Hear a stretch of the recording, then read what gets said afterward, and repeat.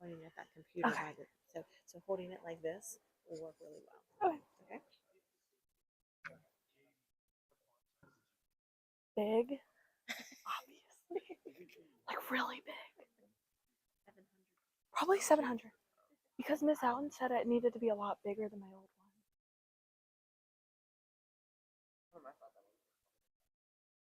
She just gave a thumbs up. Can you hear you? Okay. Okay, perfect. That's good. That's fine.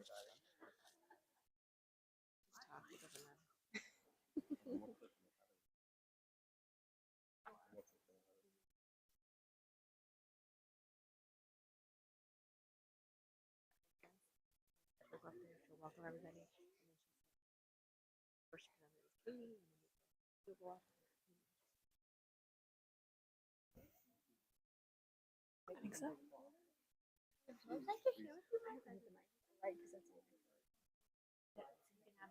They're both work. If you don't want it, you don't have to.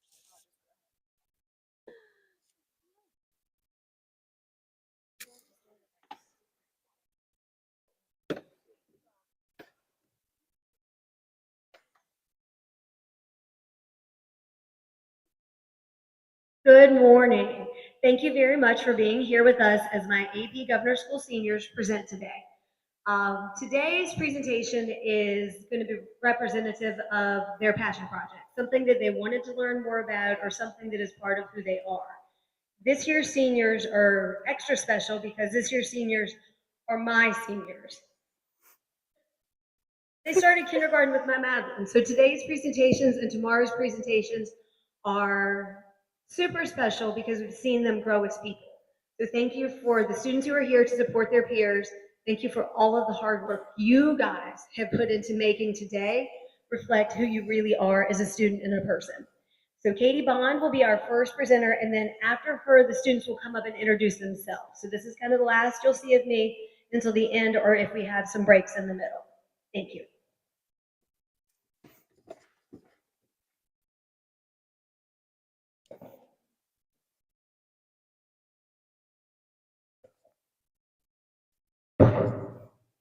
Good morning. Good morning. My name is Catherine Bond, or Katie, whatever you like. And today I'll be talking about my community service and internship, my entire Blue Ridge Senior Capstone presentation, which is Kids on Missions. And to start off, I decided to give you guys my quote of quality, which is from the Bible. It's Proverbs 22:6. And it goes, "Start children off the way they should go, and even when they are old, they will not turn from it." So a little bit about me. I've grown up in the church. I went to Sunday school. I went on mission trips. I'm very involved with the church. And after just going on the mission trips and serving with my church, I knew that this was a topic I really wanted to do to give back to my community and my church, and especially the children in it.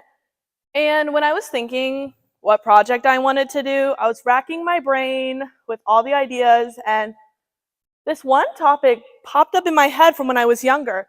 When I went to Sunday school every Wednesday at 6 p.m., our church lady, Miss Susan Hyman, let us do these individual projects where we got to pick whatever we wanted, and she made sure we were able to do that and get it done. One girl got to plant plants near our church and give them out. And I remember I got to do a bake sale and raise money, and we got to go shopping and give them toys to the children's hospital. So once I remembered this story, I knew immediately this was something I wanted to bring back because it had actually been very distant from the church since Miss Susan Hyman had left.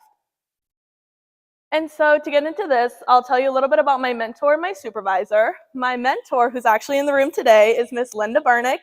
And a lot of you may know her. She was a teacher at Fluvanna County High School and a bunch of other areas. And currently she serves as the mission chair for the Everett Baptist Church Missions Committee. And when I was trying to decide what project I wanted to do, I did reach out to her, and she told me that we had a missions team at our church, which I didn't know. I didn't know we had people sit in a room and decide how we were going to give out money, who was going where. So it was really helpful when strategizing what I wanted my internship to be. And then also my supervisor for my community service was Pastor Matt Boshin of Everett Baptist Church as well. and he helped me figure out ideas. He's really involved with the kids. He's worked at Effort for the past several years, so he's been really helpful in getting me out and getting the word of my community service out. So those are my mentor and my supervisor.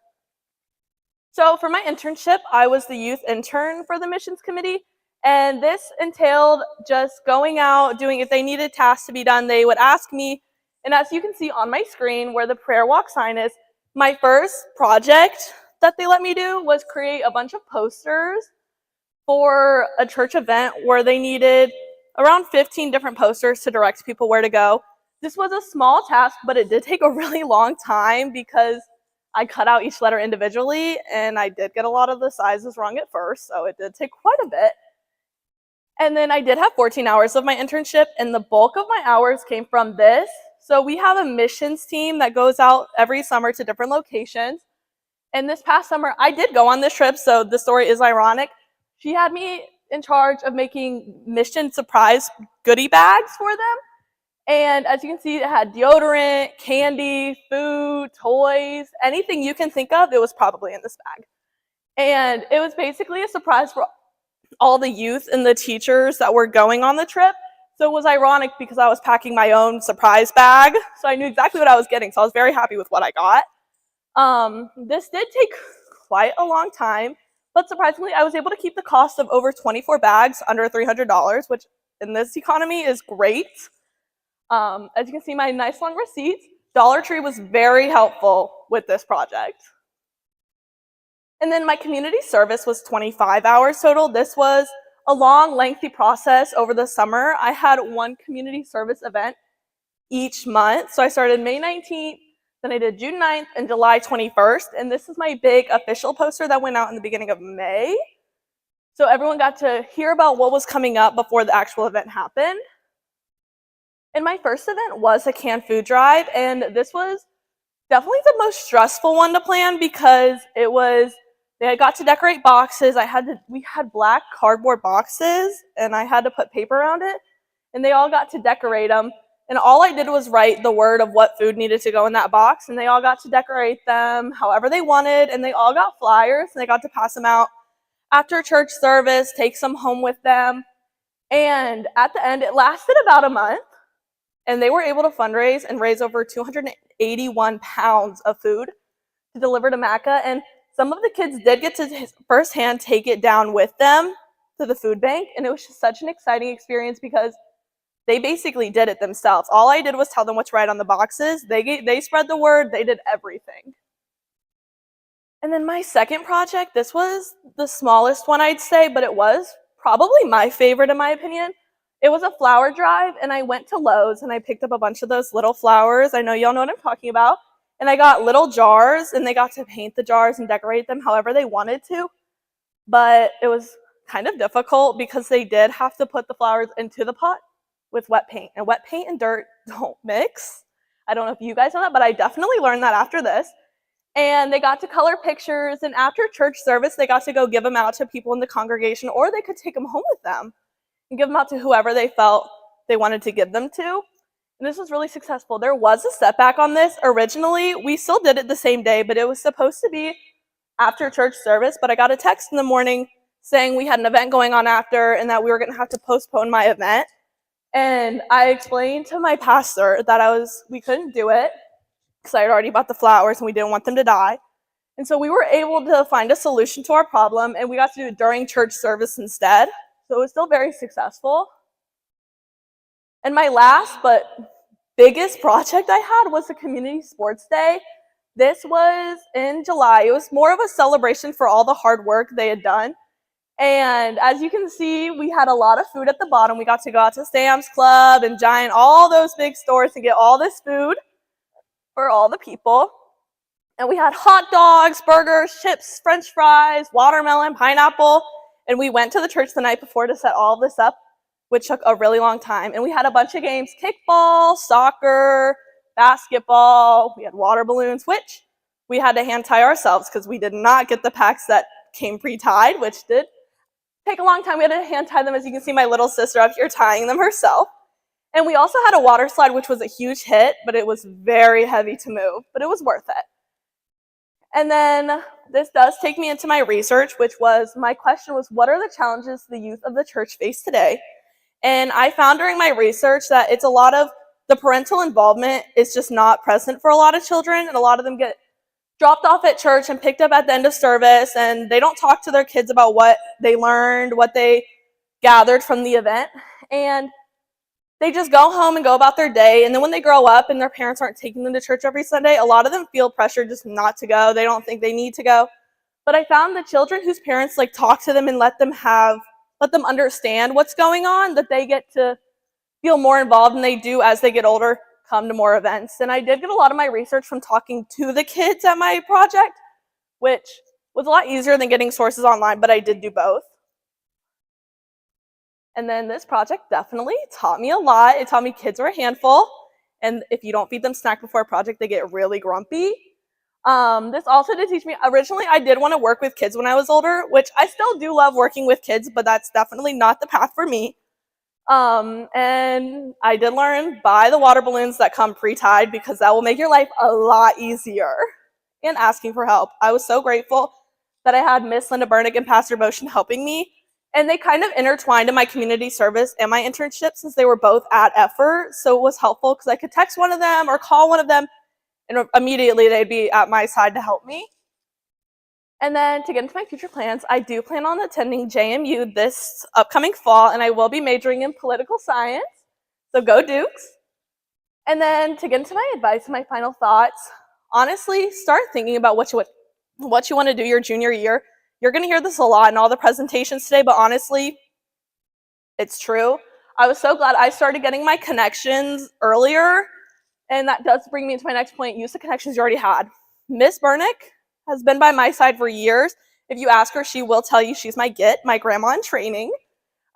She helped me establish all my internship connections, and now my youth internship position is a permanent role in the church and the community, which there is another person taking my spot after I graduate. So that's exciting. They'd been fighting for that position for a really long time. And then honestly, ask for help. I emailed Miss Esch hundreds of times over the summer with my questions. So she was really helpful, and I was worried at first that she was getting annoyed with all my questions, but she was really helpful in answering all of them. And then have a to-do list. This is so cliche, a to-do list. I don't mean something for every day. Everything you need to do, write it down, and you can slowly start checking it off.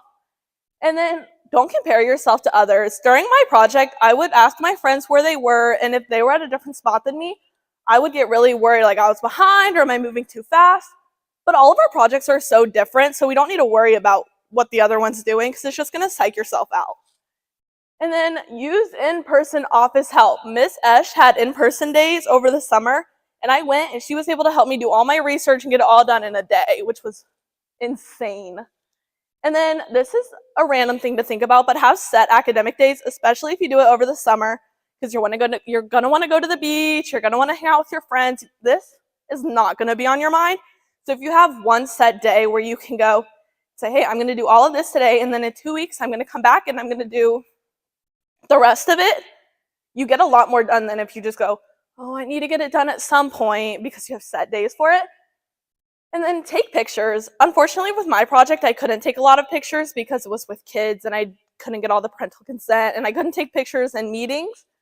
But the pictures I did take, I was glad I did, because I would have had nothing without them. Because you can never have enough pictures, even if it's something small, put it in your project. It is really helpful.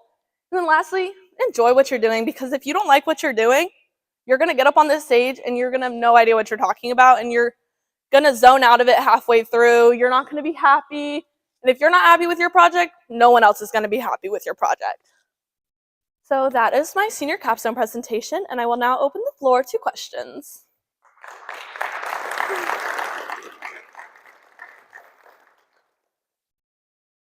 Yes, Mr. Face.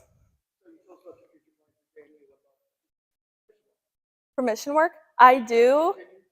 I think I will. I'm going on another mission trip this summer, and I do when I go to JMU, I plan on getting involved with all of the church activities and young life, and it's something I do really like, and I went last summer and I really enjoyed it. So I think the message and motivation behind it is still there, and that is something I do want to continue. Yes. Yes, I'm majoring in political science. I'm not entirely sure. I know at JMU they have a Washington semester, and you get to go intern up there. So I'm really excited because I think that'll help me find what I want to do. But I know I do want to work out of DC and do something political. So yeah. Any more questions?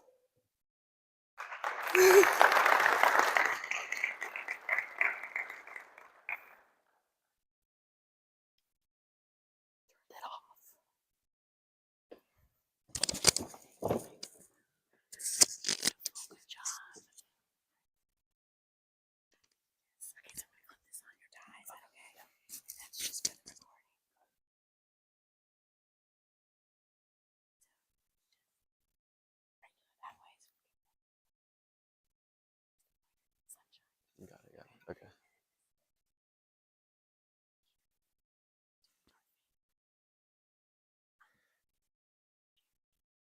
Okay.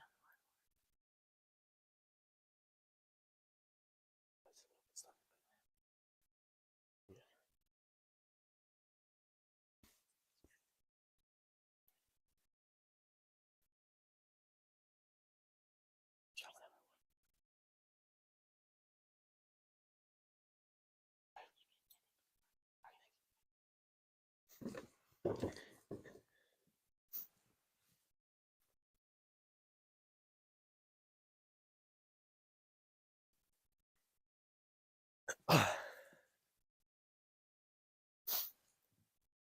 Good morning.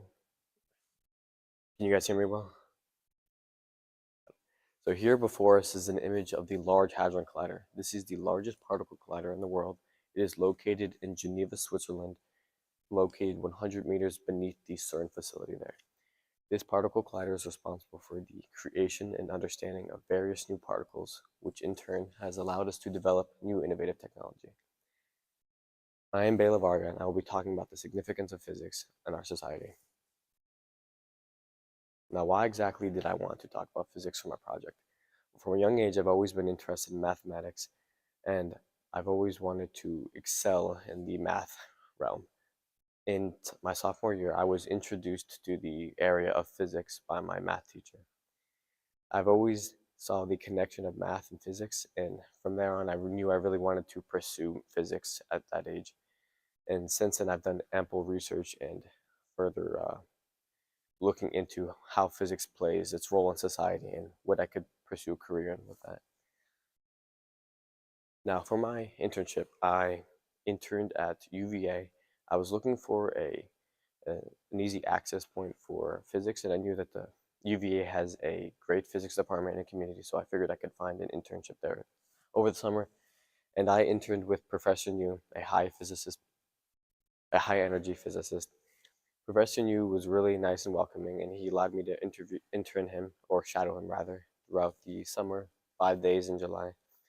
And during these 5 days, I would go to the high energy physicist lab, and I would collaborate with him and his 4 undergraduate students. He introduced me to these fine individuals, and they were really welcoming and showed me what they had done at their project. This project they were working on was called the CMS project. It is the Compact Muon Solenoid project. This project consists of creating the components necessary for detecting the particles that are in the Large Hadron Collider, as I had shown in the first image. This Large Hadron Collider detects these particles, and they need the components from the CMS. So essentially, there are 4 undergraduate students in Professor Yu were working on creating these sensor modules which were used to detect the particles in the particle collider. This CMS project is a large global project. It has around 75 countries collaborating with each other and incorporating around 5,500 individuals, ranging from technicians to physicists to engineers and other managers. Here are a few images of the pieces of equipment they were creating. Here on your left is the gambits, which was responsible for holding the sensor modules in place in order to be treated in this black box here. These sensor modules had to be treated in order to be activated and be usable in the Large Hadron Collider. Here is another image of the sensor modules being tested for thermal fluctuations there was a previous issue of these sensor modules overheating, so they had to test them with the coding operating systems here in order to test their thermal fluctuations. Additionally, throughout my internship, Professor New introduced me to the difference of theoretical physics and experimental physics. He opened up explaining how there's a main difference between them. He explained how he and his undergraduate students were experimental physicists as they tested and did all the engineering behind or with the use of the mathematics they had already been provided. Additionally, Professor New talked or spoke to me about the concept of particle physics, which was definitely an interesting thing. He explained all the different particles and atoms and how an atom could be broken down to different particles. I would try to explain it to you, but it was convoluted. Additionally, or further along the way, Professor New told me he had me sit in a few meetings of his, and these meetings would consist of him either talking about the project with his undergraduate students or talking with individuals who were located in Switzerland, and they would be talking about the progress of their project so far and how they were meeting their deadlines and whatnot. Professor New also had me sitting on an email he had to send out to his budget manager, and he explained to me how with big project like these, budget was a big deal, and he had to email them how much, or to explain to them how much money he needed allocated for the amount of equipment and materials used. And I was interested indeed with how much money was needed for these projects.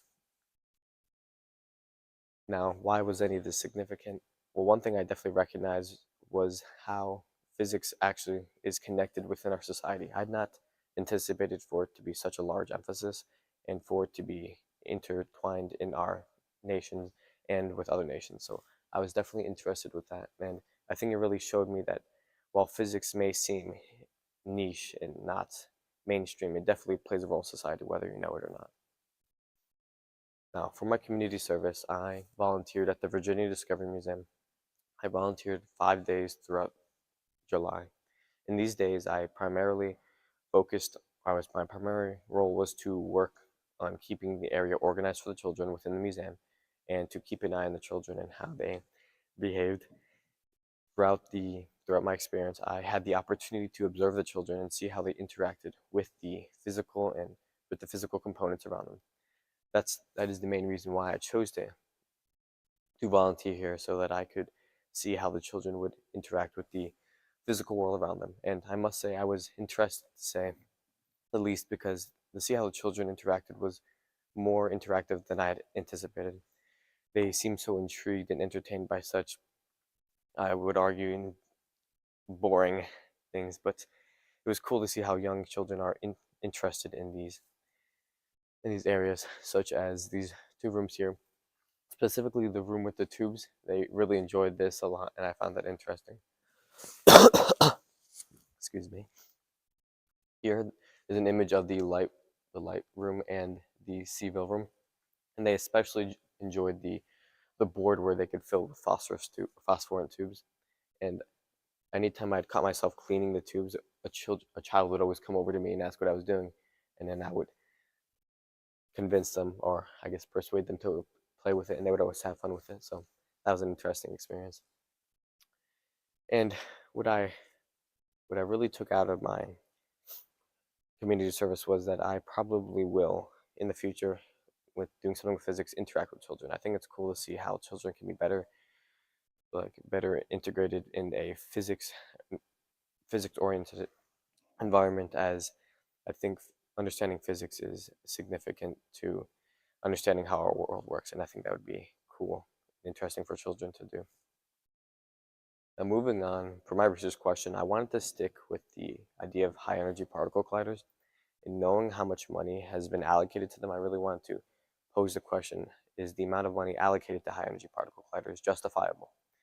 And after doing research, I was quite surprised with how much money that is actually allocated to these high energy particle colliders.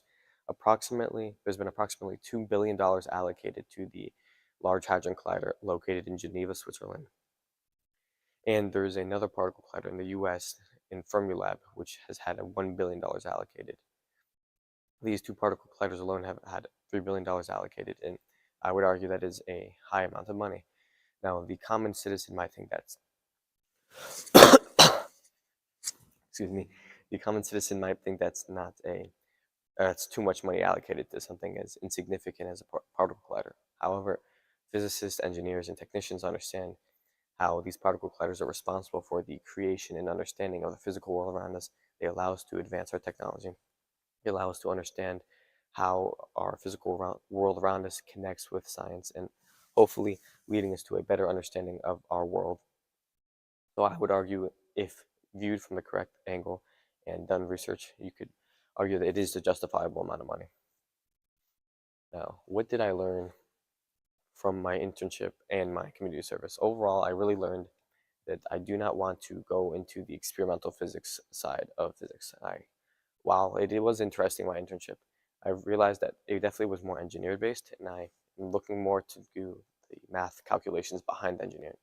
So my professor and graduate students had all the math sent to them, so they had all the calculations done. They were just more the testing and engineers behind it.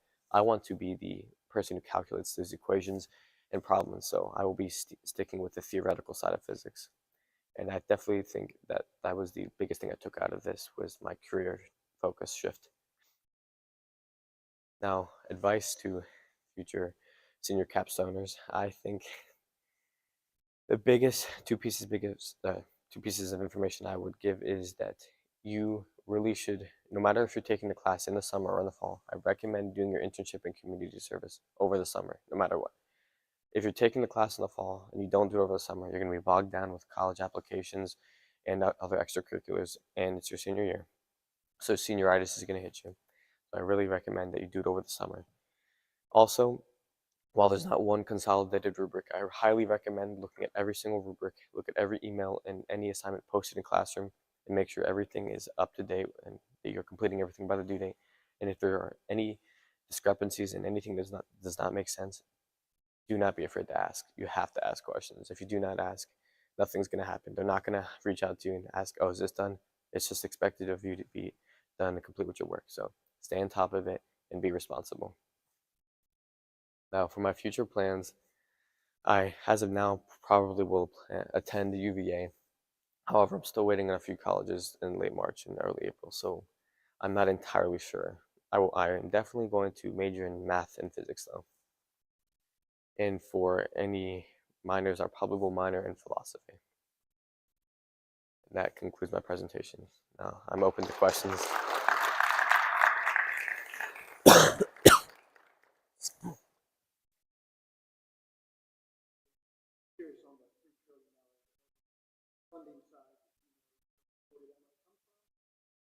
Yeah, the majority of the money came from the U.S. actually. I think around 500 billion was allocated from the U.S. and the rest was from other residing nations like Japan, Canada, and I think a few others in Europe. I'm not sure exactly. It's from, I think, generally from private donors that who are interested, physics private donors. Yeah, that actually would be cool. If I'm ever in Switzerland, I'm definitely going to CERN to check it out. Any other questions?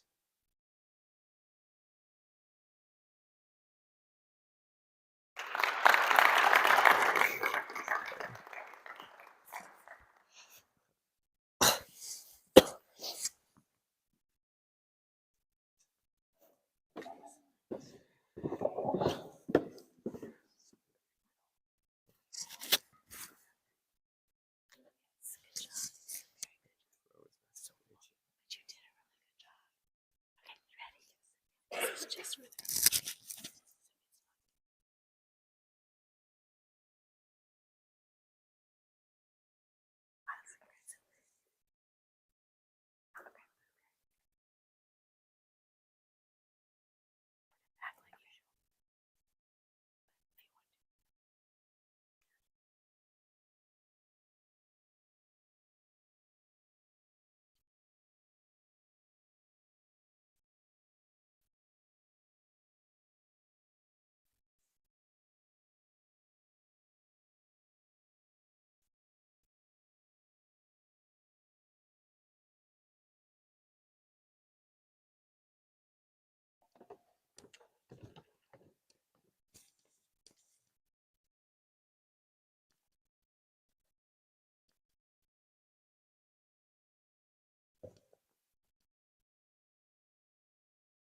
Hello, everyone. My name is Anna Amato, and although I am many things, the thing that people most often associate with me being is a runner. I've been running since my freshman year of high school, and throughout those 4 years, the best moment of my career is pictured on the screen. This picture was taken about 10 minutes after we won our first ever state championship title in the girls 4x800 meter relay. What you see here is us smiling and happy, but what you don't see are all the months of hard work it took to get here. You don't see all the difficult workouts we had to do, the times that we didn't PR in races, or even the times we reconsidered giving up. The point is, running is extremely challenging both mentally and physically, and it got me thinking why we even do it. It's not necessarily fun all the time, and it's definitely not easy, so what keeps us going back? The more I thought about it, the more I came to a single conclusion. We do it for the people that the sport brings us. We do it for those that are there to pick us up after the hard workouts and there for us to talk after we don't do well in a race, and just all of the people that it brings us, our coaches, our teammates, our family, and our friends, everyone that's there supporting us along our journey. So with this realization, I decided I wanted to focus my Blue Ridge project on the importance of athlete support systems. To start my project, I decided to tackle my internship, and for my internship, I thought a little bit outside the box and I wanted to start my own running club. To do this, I reached out to Ragged Mountain Running and Walking Shop, and they do a lot of work with local sports teams such as the UVA track team and a lot of the local high school teams. And I reached out and I got a response back from Alec, who's on the right side of the screen, and we set up a meeting to talk about all the logistics of this. We talked about what day of the week we would want it, what time, and where we would want it, and he was also very helpful in getting me all of the high school coaches' emails so that I was able to reach out to them and they could pass the word on to their athletes. So we decided on Wednesday mornings at 7 a.m. and I know that sounds a little early, but we were trying to accommodate any work schedules, and also if you know anything about running in the summer heat in Virginia, you know it's absolutely miserable, so us runners will do anything to get out of that. We decided on Darden Towel because it is a beautiful location in Charlottesville, and so it's very central for a lot of those Albemarle runners, but it also runs along the Rivanna River, so we had a nice scenic route to run on every single Wednesday, and it was just kind of a nice switch up from our daily Pleasant Grove or lake runs. So a run club usually consisted of a couple things. The first thing we would do is do a light warm-up jog just to get our blood moving and our legs going, and then we would do some dynamic stretches focused on injury prevention or prehab. And then once we were done with that, we would go on a 6-mile conversational pace run and just kind of get to know each other and talk and all of that. And then after that, we would do some strides to get our legs turning over a little bit quicker and then finish up with some stretching. While I expected this to bring in a lot more people, we only had about 5 to 10 people every week, and most of those people were my own teammates from Fluvanna. While I was a little disappointed about this at first, I realized that I was actually able to meet people from Charlottesville that I had never heard of before. And throughout this experience, we were able to get to know each other, talk about our goals, and all of these things that I had never even imagined. So up on the screen, you'll see 6 people's times from the run club, and I basically compared their 5K times from the 2023 cross-country season to the 2024 cross-country season. You can see that everyone had a time improvement, whether it was big or small, and while there were definitely a lot of factors that played into this, I would like to say that the run club definitely had an impact on this. Having a more consistent summer training definitely sets you up for a really good cross-country season, and so I would like to say that having that consistent Wednesday morning run was definitely one big thing that kept my motivation levels high and all of my teammates' motivation levels high as well. For my community service, I was very happy to be able to volunteer at the Charlottesville Women's 4-Mile Race. And this is a breast cancer focused race, and they raise money for breast cancer research, as well as providing patients with money to get their breast cancer care if they can't afford it. I had 2 mentors for this. The first one was Nicole on the far side of the screen, and she was the volunteer coordinator, so she made sure that we all had a job, we knew what we were doing, all of that good stuff. And then Jamie is in the orange jacket, and she was the race director. She knew everything. If you had a single question, you just asked her and she would tell you. And I had a little opportunity to talk to her after the end of the first day, and she was telling me all about her own running experiences. She loves running marathons, and so it was really cool to be able to talk to her about that. The first day of my community service was spent at the UVA Activities Building, and this was registration day. So everyone that had previously registered for the race was now able to come pick up their bibs and get their shirts and any other merchandise that they wanted. So the building was kind of set up in a line so that when you first walked in, you would pick up your bib, and then on the back of your bib, it had your shirt size on it so that once they got over to my table where I was working with the shirts, we knew which size shirt they had ordered, and that way we were able to grab their shirt for them just to move everything along a little more smoothly. And this also helped because usually one person was registering for a huge group of people, so it just kept everything moving smoothly and made sure that no one was kind of getting in anybody's way and all of that stuff. So the second day of my community service was spent at the actual race, and I was working at the snack table, which you can kind of see behind me in the middle picture. I was working there with 2 other ladies, and our job was to organize all of the snacks and make sure that they had easy access for once everyone started finishing the race. And then once we had huge groups of people coming in from the race, our job was just to monitor and make sure that no one person was getting too much so that everyone, even those finishing towards the end, was able to get a snack. So this day was extremely chaotic. There were so many people there, and while it was a little overwhelming at times, it was really amazing to see how many people truly cared about this event and this cause. I was able to talk to some people that had their own stories about people that they had known who had breast cancer or they themselves had gone through it. And while that was a little sad, it was also very inspiring to see how they had grown from those hardships. The last way that this event raises money is by offering to sell these posters to anyone that wants to get the name of their loved one that passed away from breast cancer on a sign. This is something that hits very close to home for me because I used to run this race a lot when I was younger with my mom and my sister, and my grandmother passed away from cancer before I was born. So we would always buy her a sign, and we would always see it when we were running, and it was just something that made me feel a little bit more connected to her. For my research, I decided to focus on the question, to what extent does having a support system affect motivation levels in runners? And my main reason for choosing this is because being a student athlete is extremely challenging and it can feel a little bit overwhelming at times. So I wanted to see if there was a connection between having a support system to help you through those hard times, or if that was able to help them get through those things.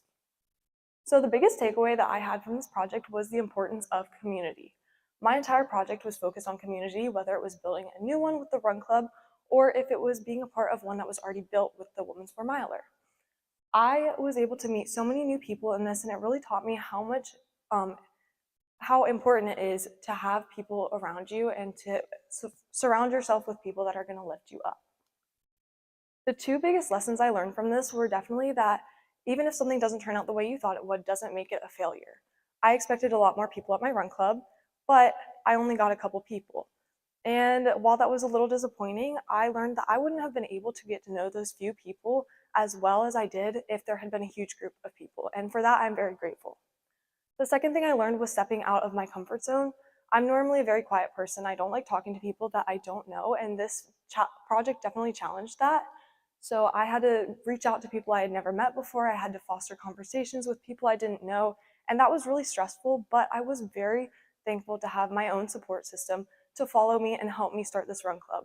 My own teammates from Fluvanna followed me to every single run club I had, and I was so grateful for them to be there with me.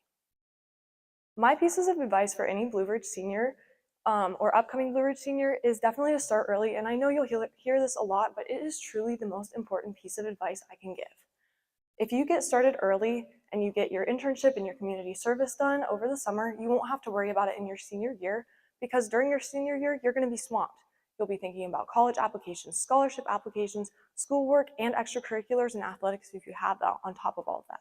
So definitely start early, that way you're not overwhelmed during your senior year. Secondly, choose something that you're passionate about. I absolutely love running. Not everybody does, but because I do, that made this project so much easier for me to do. It never felt like a chore or something that I had to do, but rather something that I was excited to do, and that made this whole thing so much easier for me to do. The third thing, and probably one of the most important, is to stay in contact with your mentors and your teachers.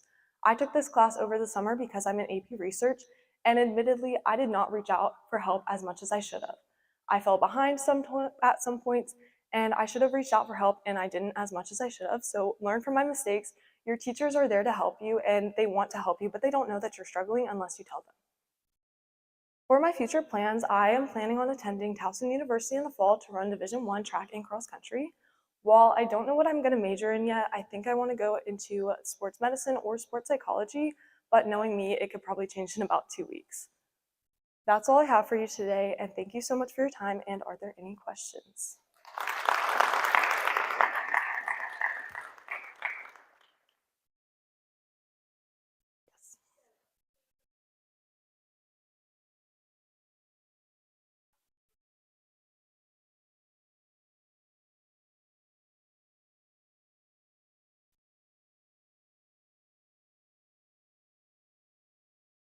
Yeah, so definitely starting that first run club was a little bit stressful because I didn't know how it was going to turn out. But I think the main thing that got me going was that this was something that I wanted to do, and it was an idea that I had.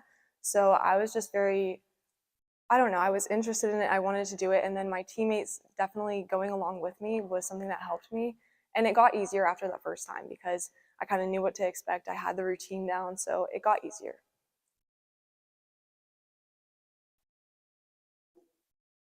Aren't there pictures of me? Because this was before I was injured, so.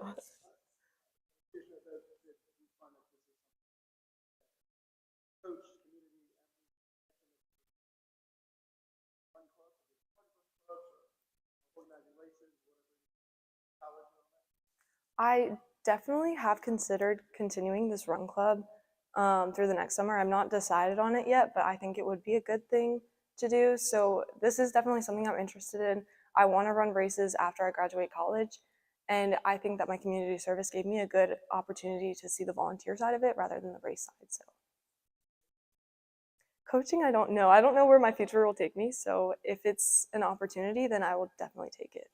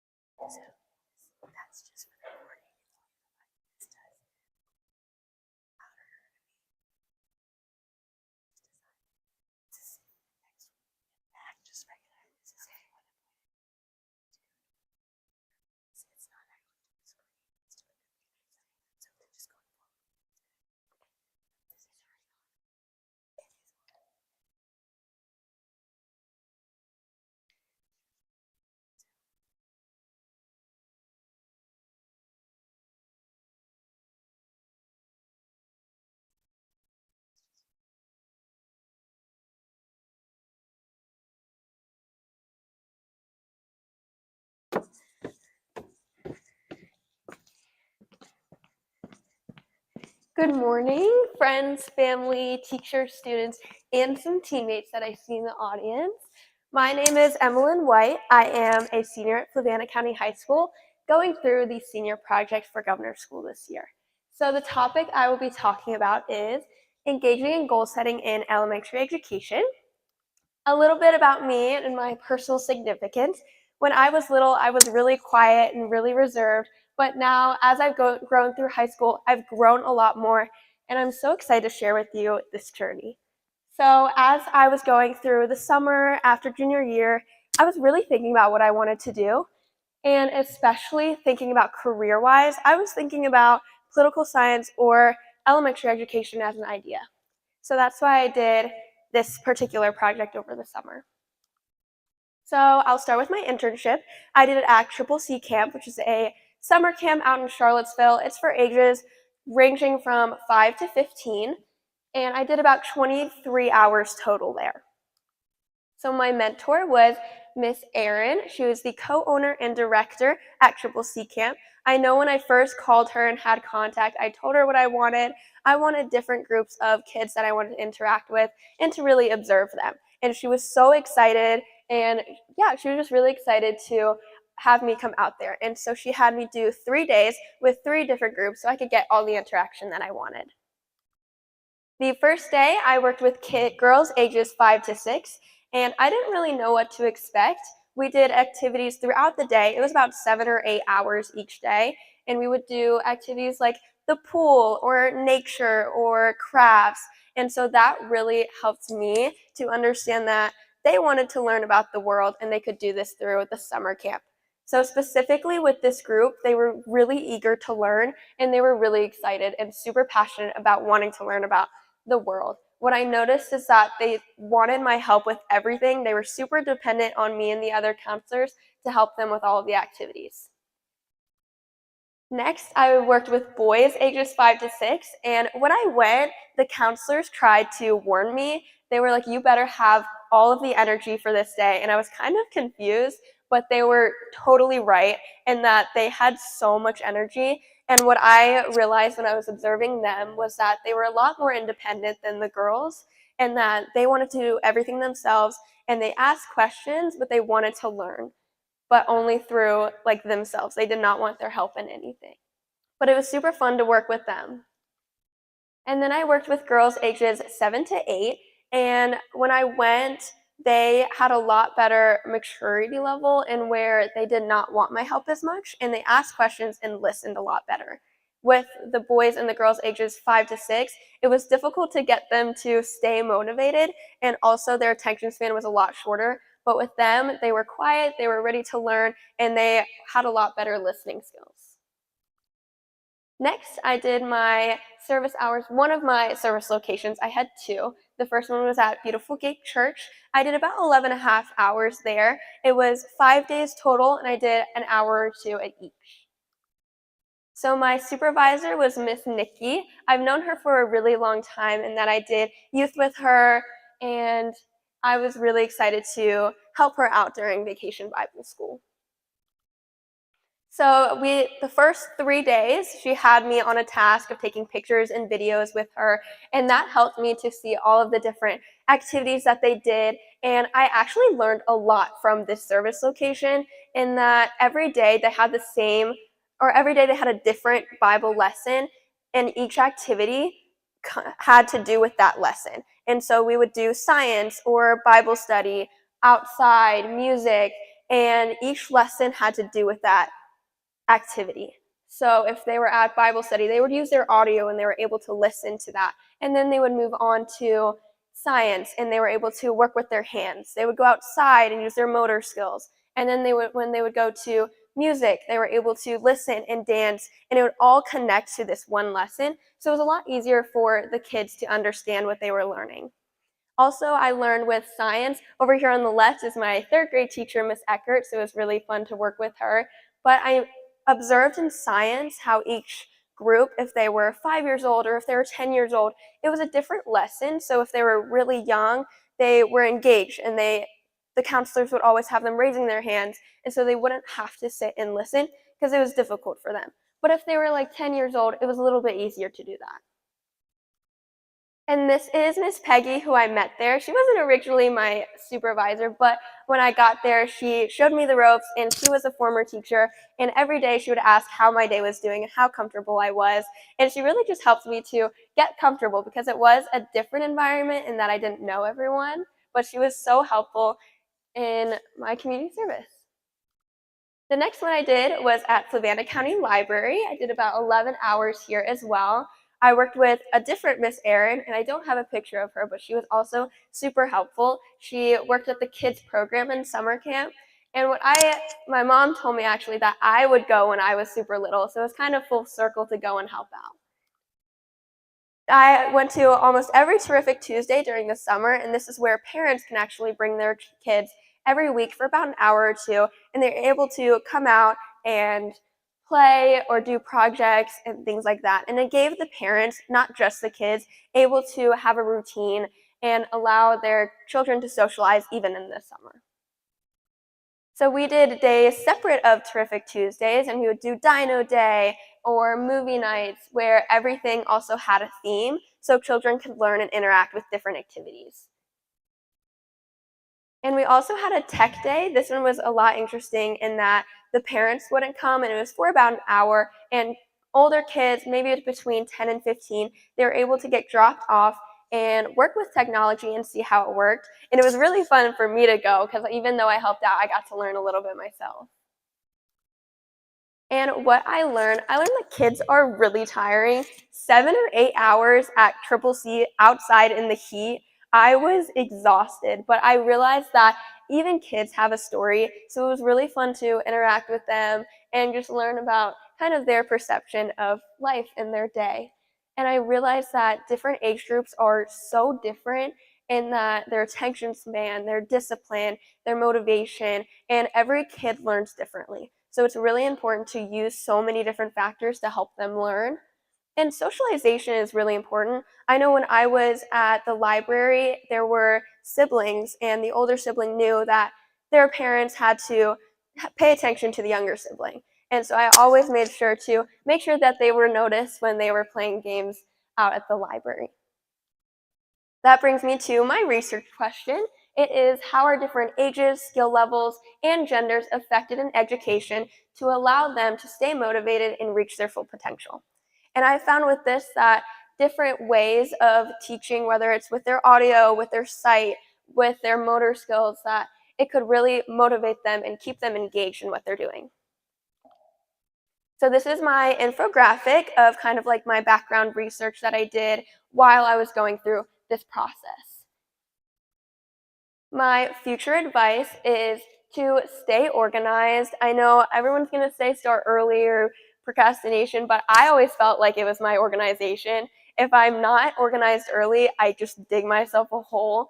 And so planning out what you're doing, especially in the summer when you have so many things going on. I know I was at tournaments, I was doing so many other things with friends, and so organization is so important in planning everything out that you're doing. Another thing is passion. Whatever you're doing for this project, make it fun because it's an amazing experience. You're going to learn so much, and you're also going to meet amazing people. So doing something you're passionate about is going to help you a lot. Also, stay committed. My mom always told me don't have to do anything. So especially with a project like this, stay committed because it's an amazing experience. You're going to learn so much, and so it's really just going to help you. And it helps me a lot to learn what I'm going to do. So with that, my future plans are to attend Davidson Elkins College. I'm going to play D2 women's lacrosse, and I'm planning to do political science. And hopefully after that, go to grad school and maybe work in a federal agency. And now I will open the floor to questions.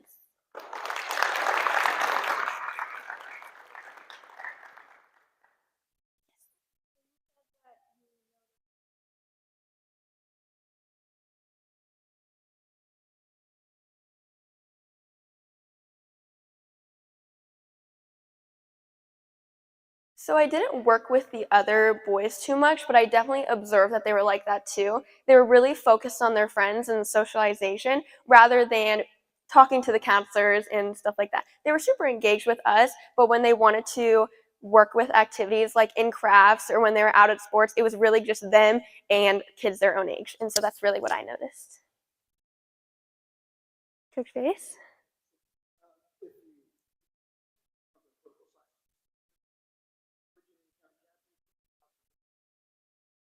I think this showed me I loved working with kids, but I don't know if I'd want to make it a career. Although it really taught me when I was talking to other counselors and like when I met Miss Peggy, is that this experience really showed me communication is so important, and learning about other people's experiences and how they perceive the world, I think could really tie into my major for sure. Anything else?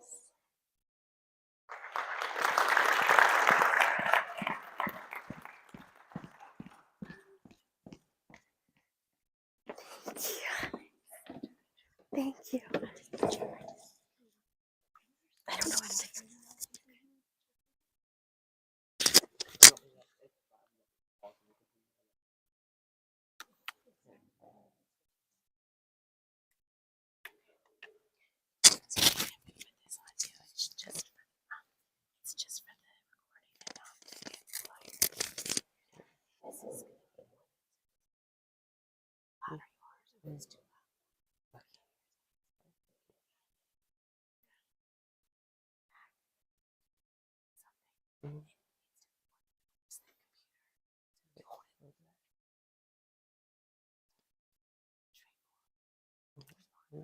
Video work real quick. Pretty late on. Okay, it works.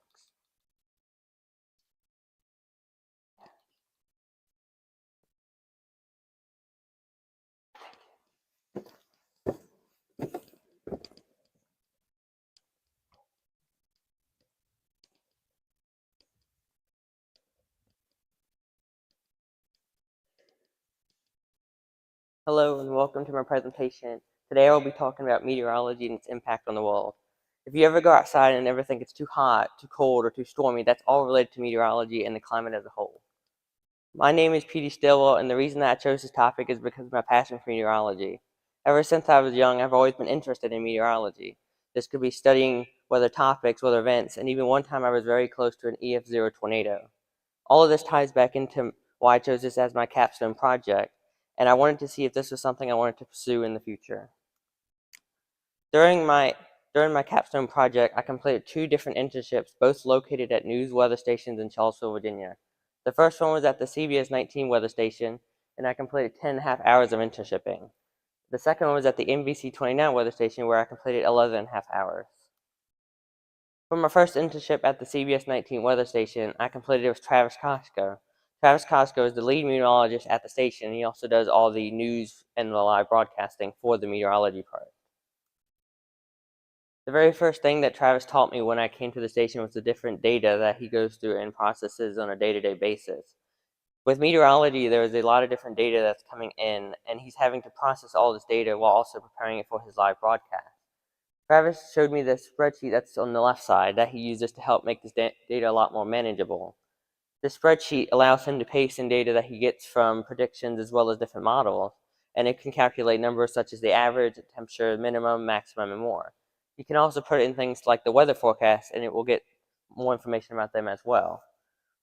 That helps to make a lot of tasks that would take a lot of time, such as calculating averages, a lot more manageable and automated, so he has more time to prepare for his live audience. On the right side here is an example of the same type of spreadsheet, but on paper.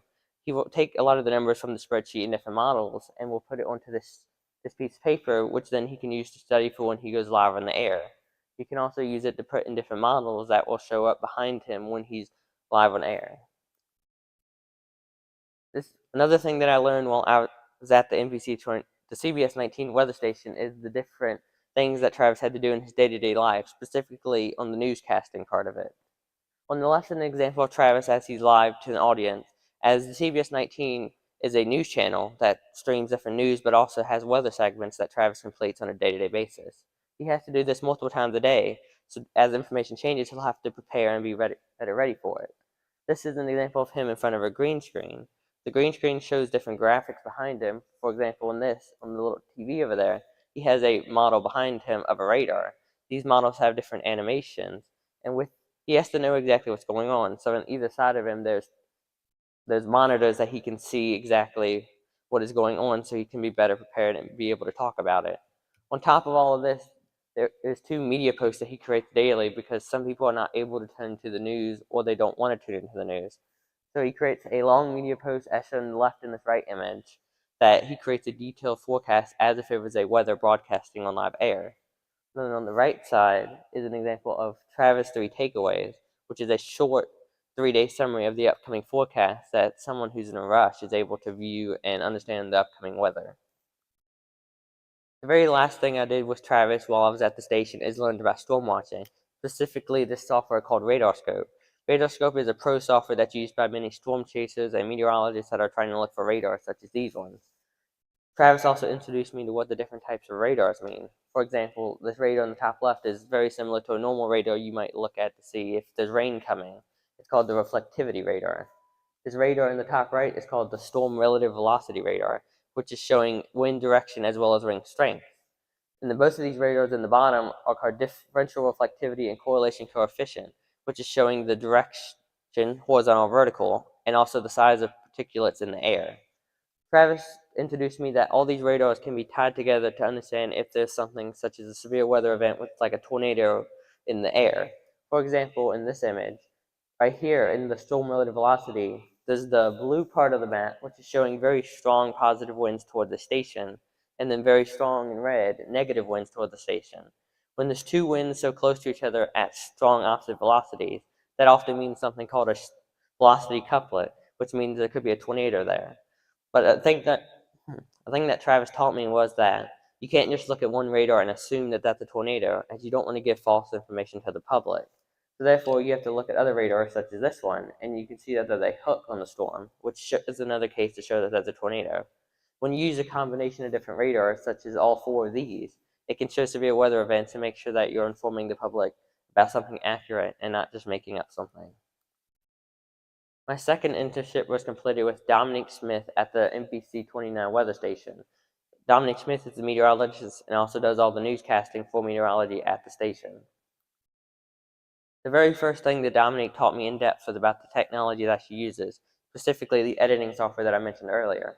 At both of the two stations I went to, they use this editing software, which has all the media and designs that will show up on the green screen or whatever is being broadcasted to the live public. She showed me an example of how many different models that you can pick from. And the reason that there's so many different graphics that people like Dominic are able to pick from is due to they want a variety when they do newscasting. It's very boring if they use the exact same models and things every single day. While there are some that she constantly uses, there are some that she doesn't. For example, when I was there, she was using a July 4th graphic, but if it wasn't close to July 4th, they wouldn't be using that graphic. So it allows archiving and hiding, as these gray ones are showing. You can hide and archive different graphics that you don't want to use at the same time. Another major thing, such as shown here, is that some of the graphics do not automatically get data from the internet. So Dominic has to go in and edit the different numbers in the graphics. While that can be very grueling, having a lot of models, and such as Travis earlier with his spreadsheet, can make it a lot easier to get all these numbers and put them in. The next thing that Dominic went into detail with is the different models that she uses on a day-to-day basis. Dominic explained that models are the predictions of upcoming weather. This could be, for example, here, the radar and upcoming rain, or it could also be temperatures, wind, or just the weather outside. The one thing Dominic told me that's very important about knowing with models is to understand that they are never 100% perfect. Every model is going to be different, and none of them are going to always be the exact same, and none of them can never accurately 100% predict the weather.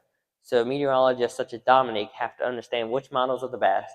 For example, this model could be more accurate than that model, but they also have to understand some models might have finickies in it. So a model could always have the storms going too far east. So the overall thing that Dominic taught me is that meteorologists have to use a combination of different models and understand everything deeply about those models to be able to get an accurate forecast. The very last thing I completed while at the MPC 29 weather station is this practice video as if I was live on air. Right before I did this, Dominic had just done the exact same slideshow, and so I was able to see what she did, and I was able to mimic it myself. And there are three major things I noticed while doing this practice slideshow. The first is that meteorologists have to actually come up with what they're going to say. When you see people on the same news channels doing the news, they're able to just read off a script that shows up above the camera, and they don't have to worry about things such as time. Where meteorologists, they have to make the graphics, as I showed before, in the design, while also coming up with what they're going to say, and then make sure they're staying in time limit. I noticed often with both Travis and Dominic that they got very close to the time limit, or sometimes even went over, meaning that they had to fix that later. The second major thing that I noticed was that you have to know exactly what's going to come up in graphics-wise. A lot of times I would often be standing in front of graphics when they showed up because I didn't know that they were going to be there. For example, in a second, I'm going to stand in front of the July 4th graphic, and they won't be able to see the temperatures. So therefore, something meteorologists have to do is they have to know about the upcoming graphics and know exactly what they're talking about in depth. The third major thing that I noticed while doing this practice live is that I often had trouble looking at the camera because I was trying to look at the monitor, which is above the camera, and not to know exactly what to say. But the problem is Dominic kept having to tell me to look at the camera because if you don't want to look like you're looking somewhere else. All this ties together to show that meteorologists have to know exactly what they put in their graphics and also the data, because otherwise they might not know what to say or they might not know what's coming up in the slideshow. Most of these internships I felt were very impactful, and I understand meteorology in a deeper sense now, but I felt that from both of these that I don't want to go into the meteorology field when I grow up because I don't think that I see myself in the future being in front of a TV multiple times a day, broadcasting to a live audience. The very next thing I completed was my community service. For my community service, my mentor is Jala Tyler, and she works at the company LEAP, and she's the campaign and advertisement manager there. LEAP is the local energy alliance program that's located in Charlottesville, Virginia, and they help to offer free services for people in need, such as installing solar panels as well as installation and other products related to the energy field. The very first thing I completed while there, and this was a lot of the time while I was there, was these cards. Jala gave me around 500 of these cards, and they're part of a referral program that LEAP completes. This referral program is where they offer $20 to anybody that's already done LEAP services to offer LEAP to a friend, relative. The reason that LEAP is doing these programs is because they want to get the word out about the company, not just make money. LEAP wants to let more people know that if they need help, and if they're, for example, elderly or poor, they'll be able to get services such as free solar panels and installation as well. So that's the reason that they have these cards and are sending them out to people. What I did with these is I didn't make the cards, but on the right image here, I put these stamps on all of these cards. We helped to make the graphics, but then she printed out all these cards, and then she printed out all the stamps, and I spent multiple hours putting in stamps on all of these cards so they could be sent out to the people.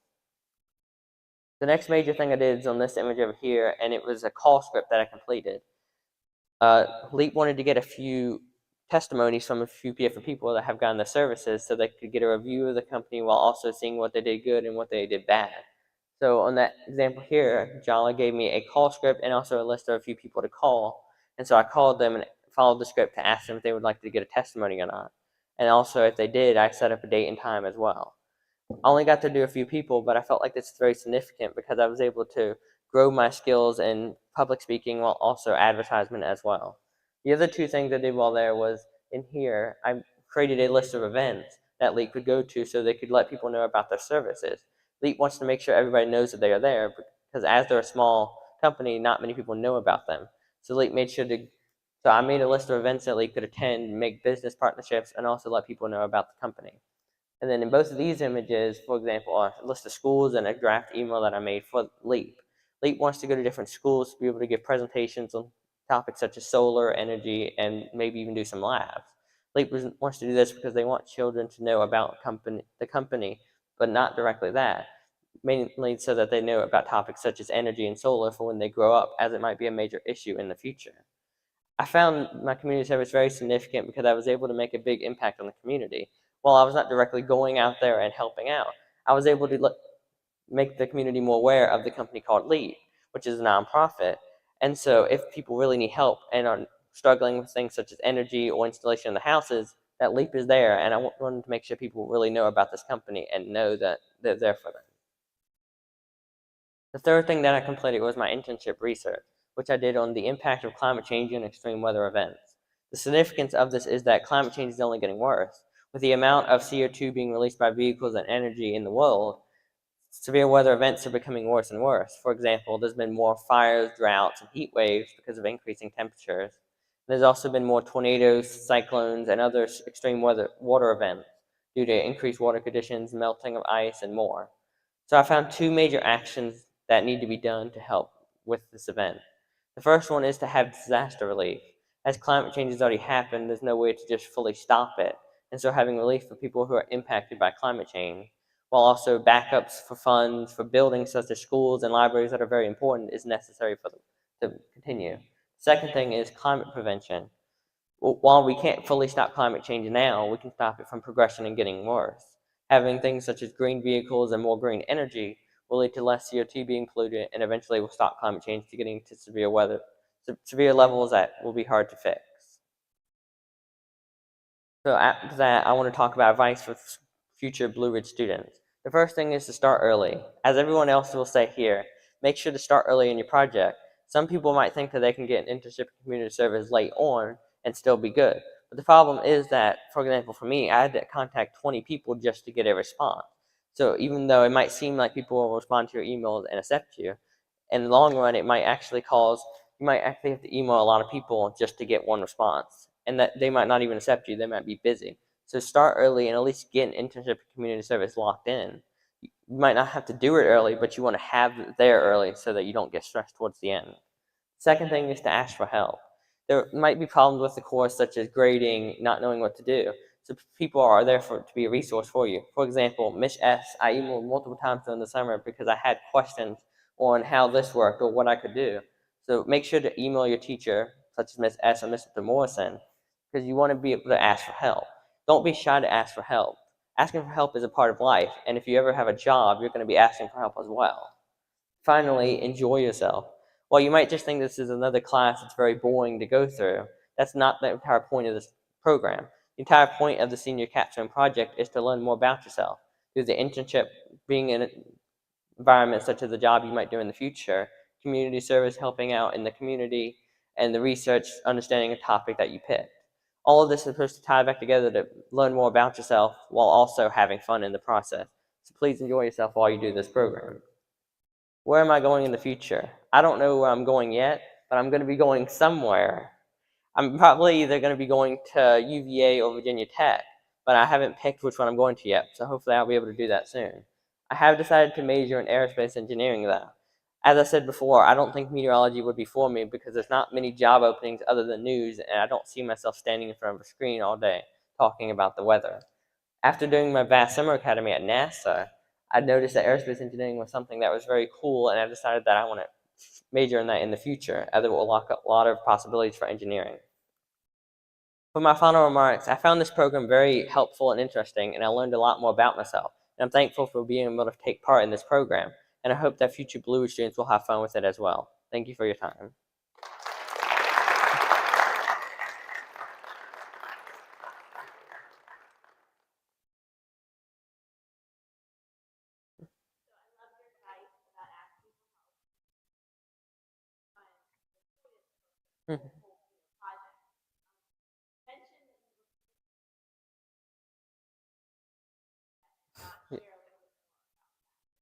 So I don't remember what age I was, but it was probably like 6 or something. And so my mom was driving me home after like school one night, and it was very dark outside, and there was nobody on our road. And then there was something very weird on the ground, and it was a tornado forming. And even to verify this, like a year ago, I looked on, there's a map that shows past tornadoes, and it said it was an EF0 that went down the road. A little bit, because it was very interesting to see something like a tornado forming right in front of me. While it didn't cause that much damage, it's still a tornado. It's very interesting.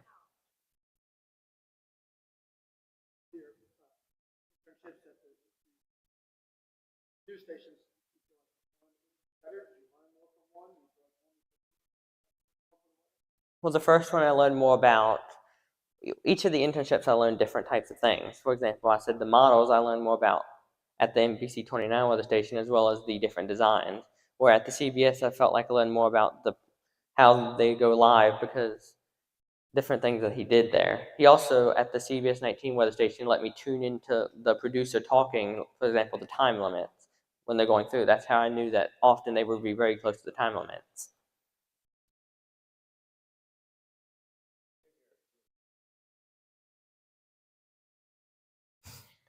The possibility. So I don't know yet until I go to college, but possibly in the future, because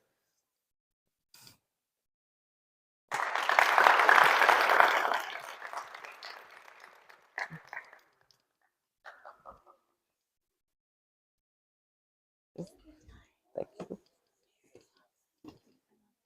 I'm gonna have to start asking you about the weather. Hey guys, the bell's gonna ring, and so we're gonna just take a few minutes while we let people come and go.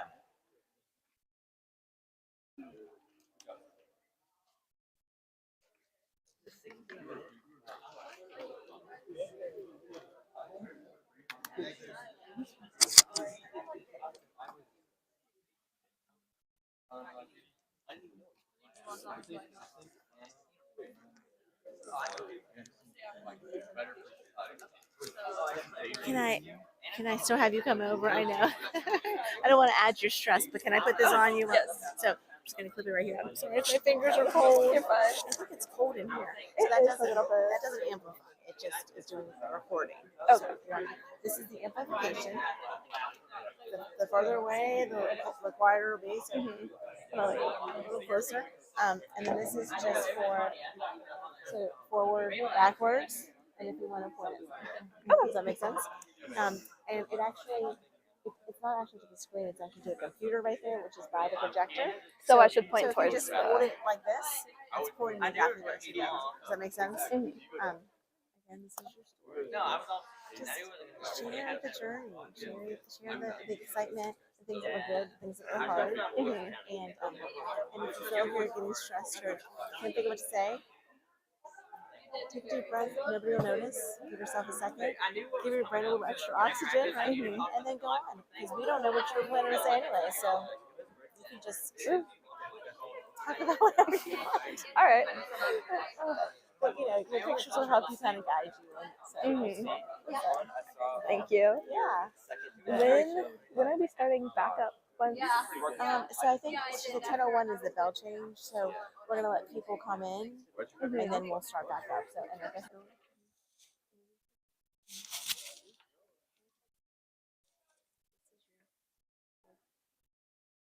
Yeah, so that's just push that one from next. Are you ready to go? Yeah, you can go down. And then that's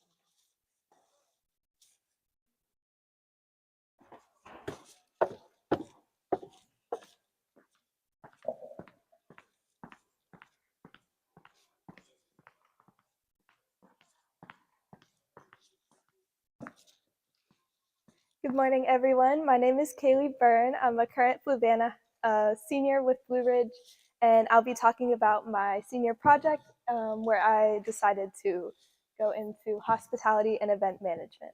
I'll be going over my community service, research, and internship. So starting off, my internship was done with Farmington Country Club. With this, I was a part of their event team and kind of like a server throughout the events. I did many weddings and private get-togethers. And so up here is a photo of one wedding I worked. It was over 100 people, and throughout it, I was an event server, so I kind of helped with guests and getting everything situated with the event, so setup and breakdown. My two mentors, Miss Ashley Cuoco and Hannah Kemp, were very helpful throughout this entire experience. They helped me get oriented and kind of find my way around the club because it was a very large space, and so they were very helpful with that and just getting situated. And still on hospitality, this brings me to my research topic. I wanted to look into the sustainability of everything.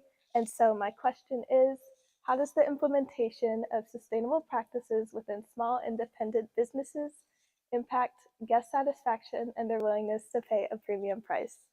And through my research, I found that guests are more willing to pay a small fee for any services they get if it is going towards the environmentally friendly, sustainable part of the business and service that they're getting.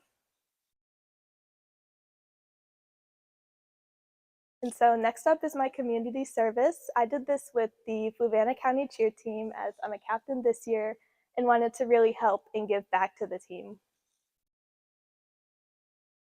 So a little background, I've done cheer for over 10 years, and I really wanted to make an impact with my community service and do it with something I'm passionate about. And so I decided to split this into two parts. I wanted to do a bake sale to help raise funds for the team and then help with team bonding through a banquet. With this, my mentor was Miss Kirsten Pillow. She's my current coach at the high school, and she was very helpful throughout this. She was kind of the backbone of my entire community service and helped me get everything situated with the team and just laying everything out.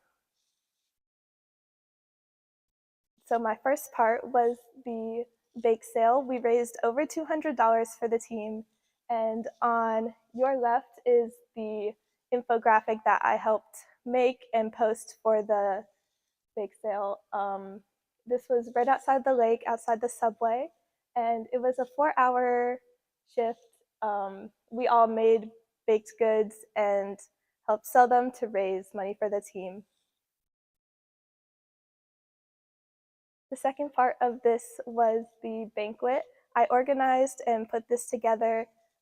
It was a big team bonding activity, and it was really good for the time because we had so many new girls coming into the team, and I really wanted to do something to help bring everyone together and get everyone to know each other. And so we did a potluck style kind of dinner and event. We all made a dish, brought it in, and really just bonded throughout.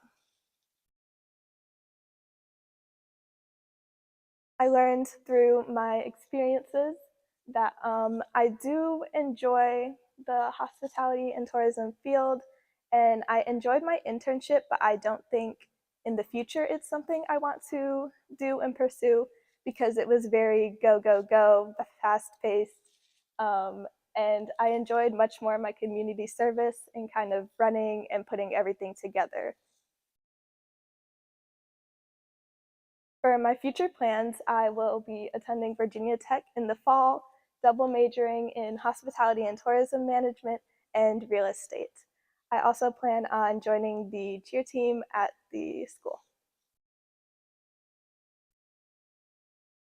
And my future advice for rising Blue Ridge seniors will be to manage your time.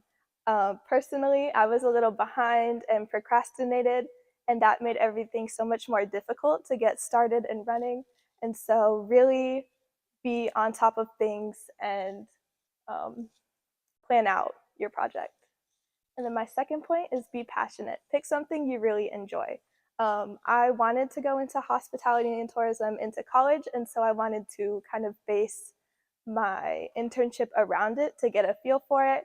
And then with my community service, I really enjoyed cheerleading, and that's also something I wanted to do going into college. And this really just made me so much more passionate and meant a lot to me.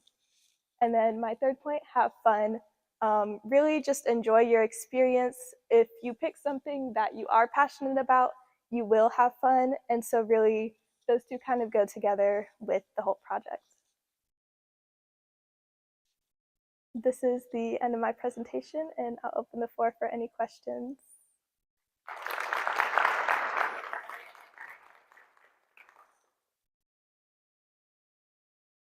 Yes.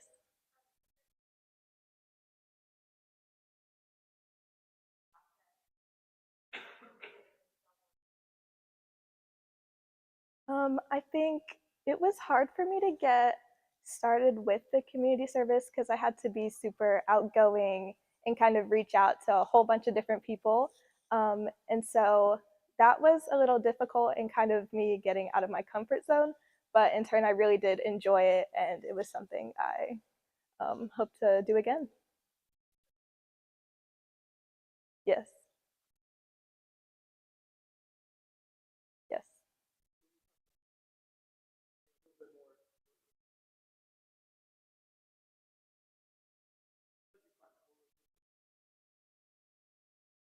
There were a lot of like sources and surveys I looked into that showed that just like sustainable businesses in general have more revenue and are more successful over time. And so with all those like into factor, it helped me figure out. Yes.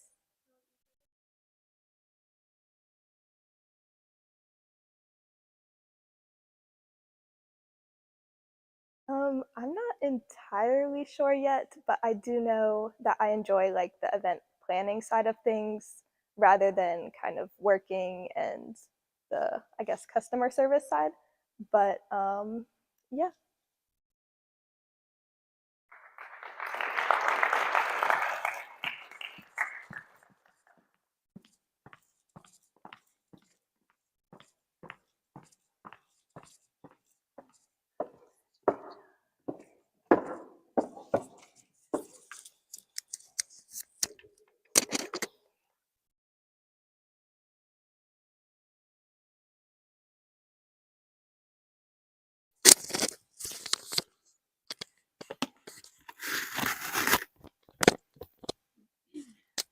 So this is just for the recording.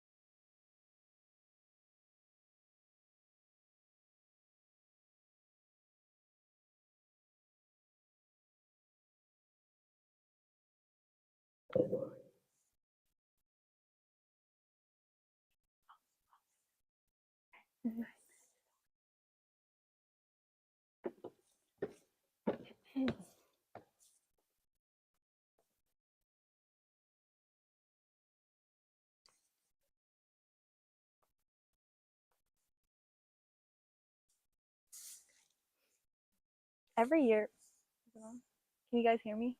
No? Okay. Every year.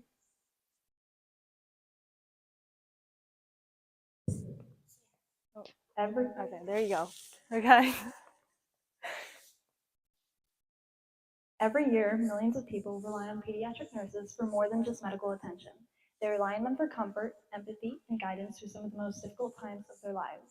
In fact, research shows that patients' experience in the hospital is significantly impacted by the care and treatment they receive from a nurse. But what exactly makes nurses so crucial in this equation, and how does their work extend beyond the bedside? Hi, I'm Salma Samari, and today I'm going to be talking to you about the impact of nurses on the pediatric field, specifically dealing with patients who have chronic illnesses such as cancer. Before I get into the specifics of my project, I am going to be talking to you a little bit about myself and why I chose this topic in the first place. So, growing up, I had kind of always been surrounded by the medical field in the sense that my mom is a pharmacy technician at UVA, and currently she works closely with patients who have cancer, also with doctors and nurses who treat those patients. So that is kind of how I narrowed down my topic to focus more on cancer patients. One of my brothers also has a bachelor's in biology and is currently pursuing a PhD in the Eastern Virginia Medical School. And then my other brother is also currently completing his bachelor's in biology. So naturally, me being the youngest sibling of my family, I wanted to kind of outdo everyone and just prove that I was better than them. So going into this, I was intending to major in biochemistry, get my bachelor's and master's in college, and then hopefully become a doctor. That is why I essentially chose to do my internship at the UVA Battle Building. I did this mostly because to surround myself in the hospital environment, as well as further pursue my interest in this and see if this is what I really wanted to do. So my mentor for this was Christine Marie, and she was a nurse practitioner in UVA. And my first day, just a little bit of warning before I go into my next slides.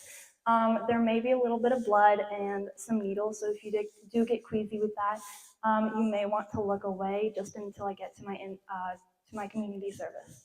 Also, most of these pictures are not my pictures, but they are an accurate representation of my time shadowing. I mostly couldn't take pictures because of HIPAA violations and the fact that most of these patients were under 18.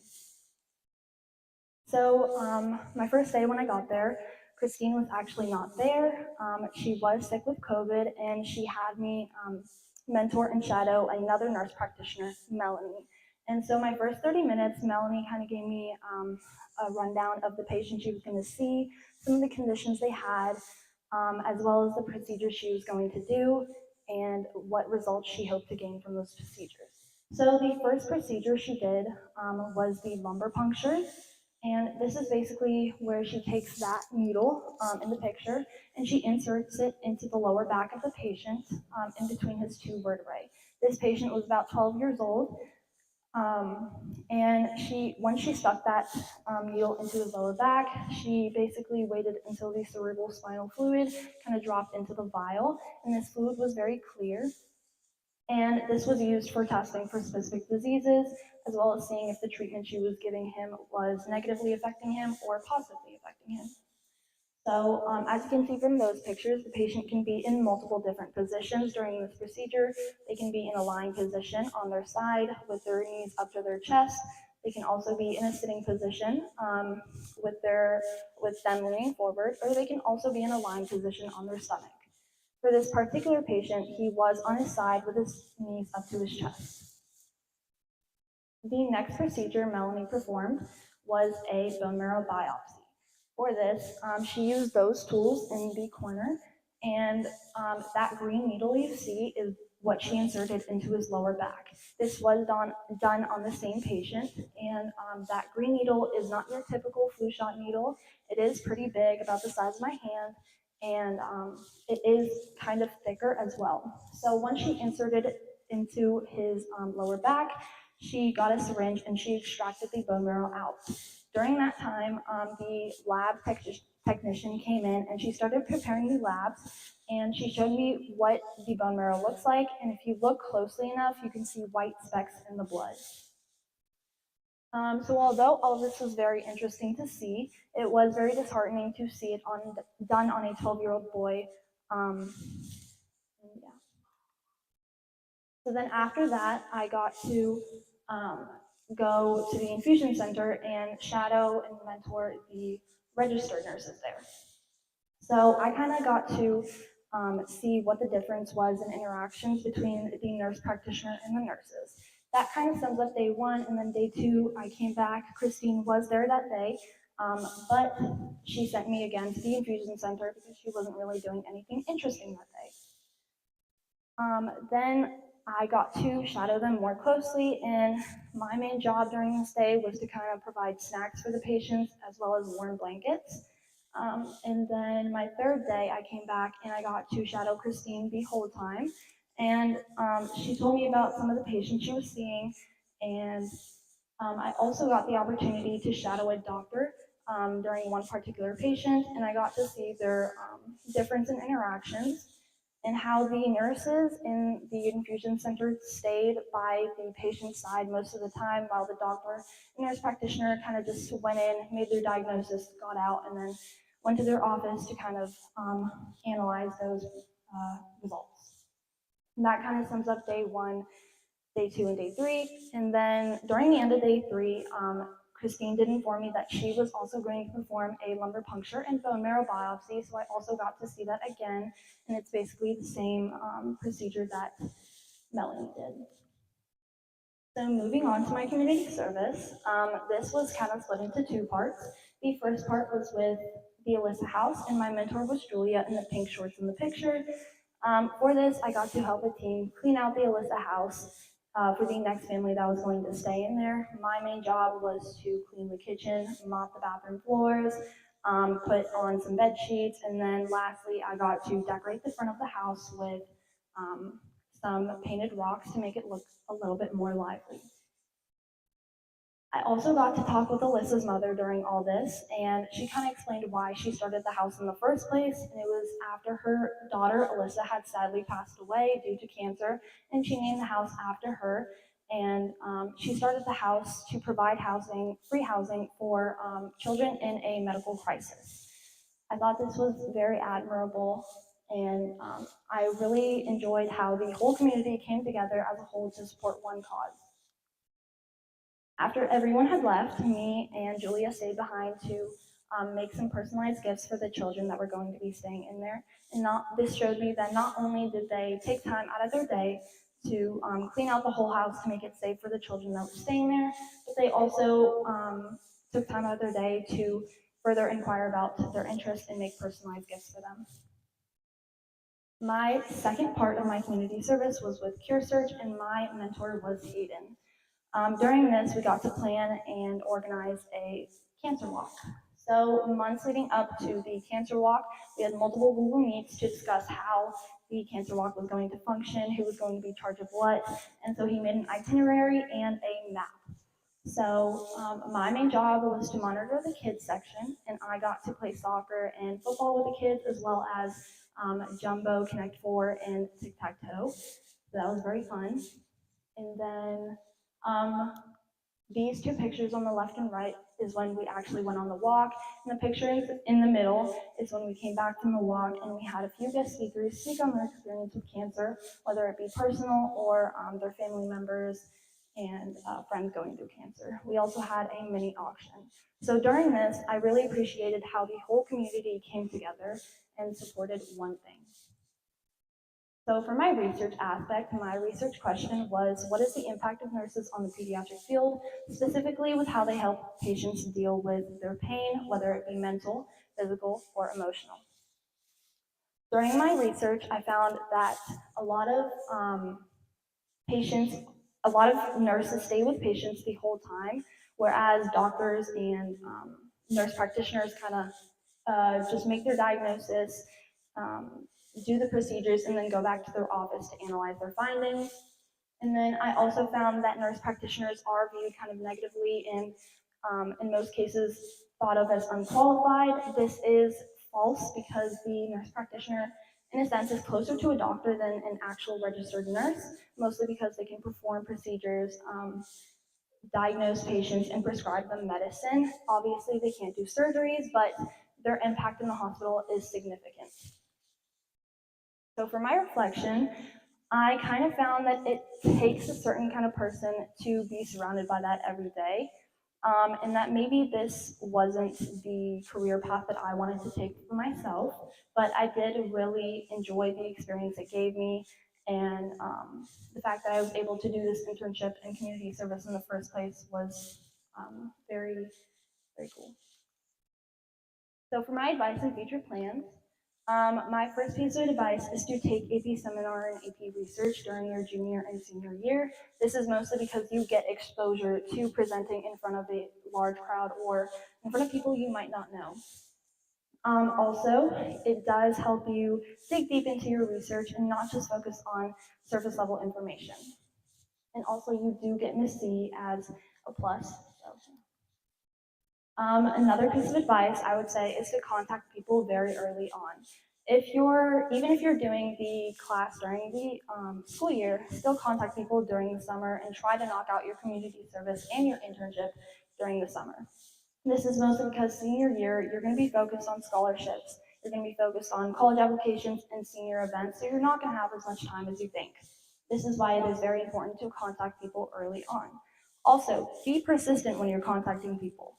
Obviously, the first person you contact is not going to reply to you right away, and that is why it is essential to be persistent and never give up when contacting people. My third and final piece of advice, probably the most important piece of advice, is to ask for help. This is mostly because, personally for me, I struggled asking for help, and I struggled with my internship. The first person I emailed did not respond to me, and it wasn't until I had asked my mom for help that she kind of told me, she gave me contact information for Christine, and I ended up getting my internship. Same thing for my community service, but kind of even worse. I contacted maybe like 10 to 15 people, and nobody responded to me until I asked Miss Esh, and she gave me 2 community service opportunities that I ended up using in my project. So although it may be embarrassing at first, it is very essential to ask for help when you are stuck on something. For my future plans, I am planning on attending the University of Virginia and majoring in either foreign affairs or political philosophy and law. And now I'm going to open up the floor for any questions.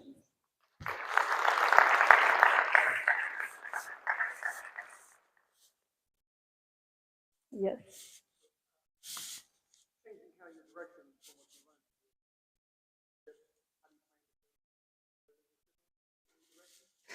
So I am planning to go to law school, so hopefully I kind of am better than them in a sense that I achieve more degrees and yeah.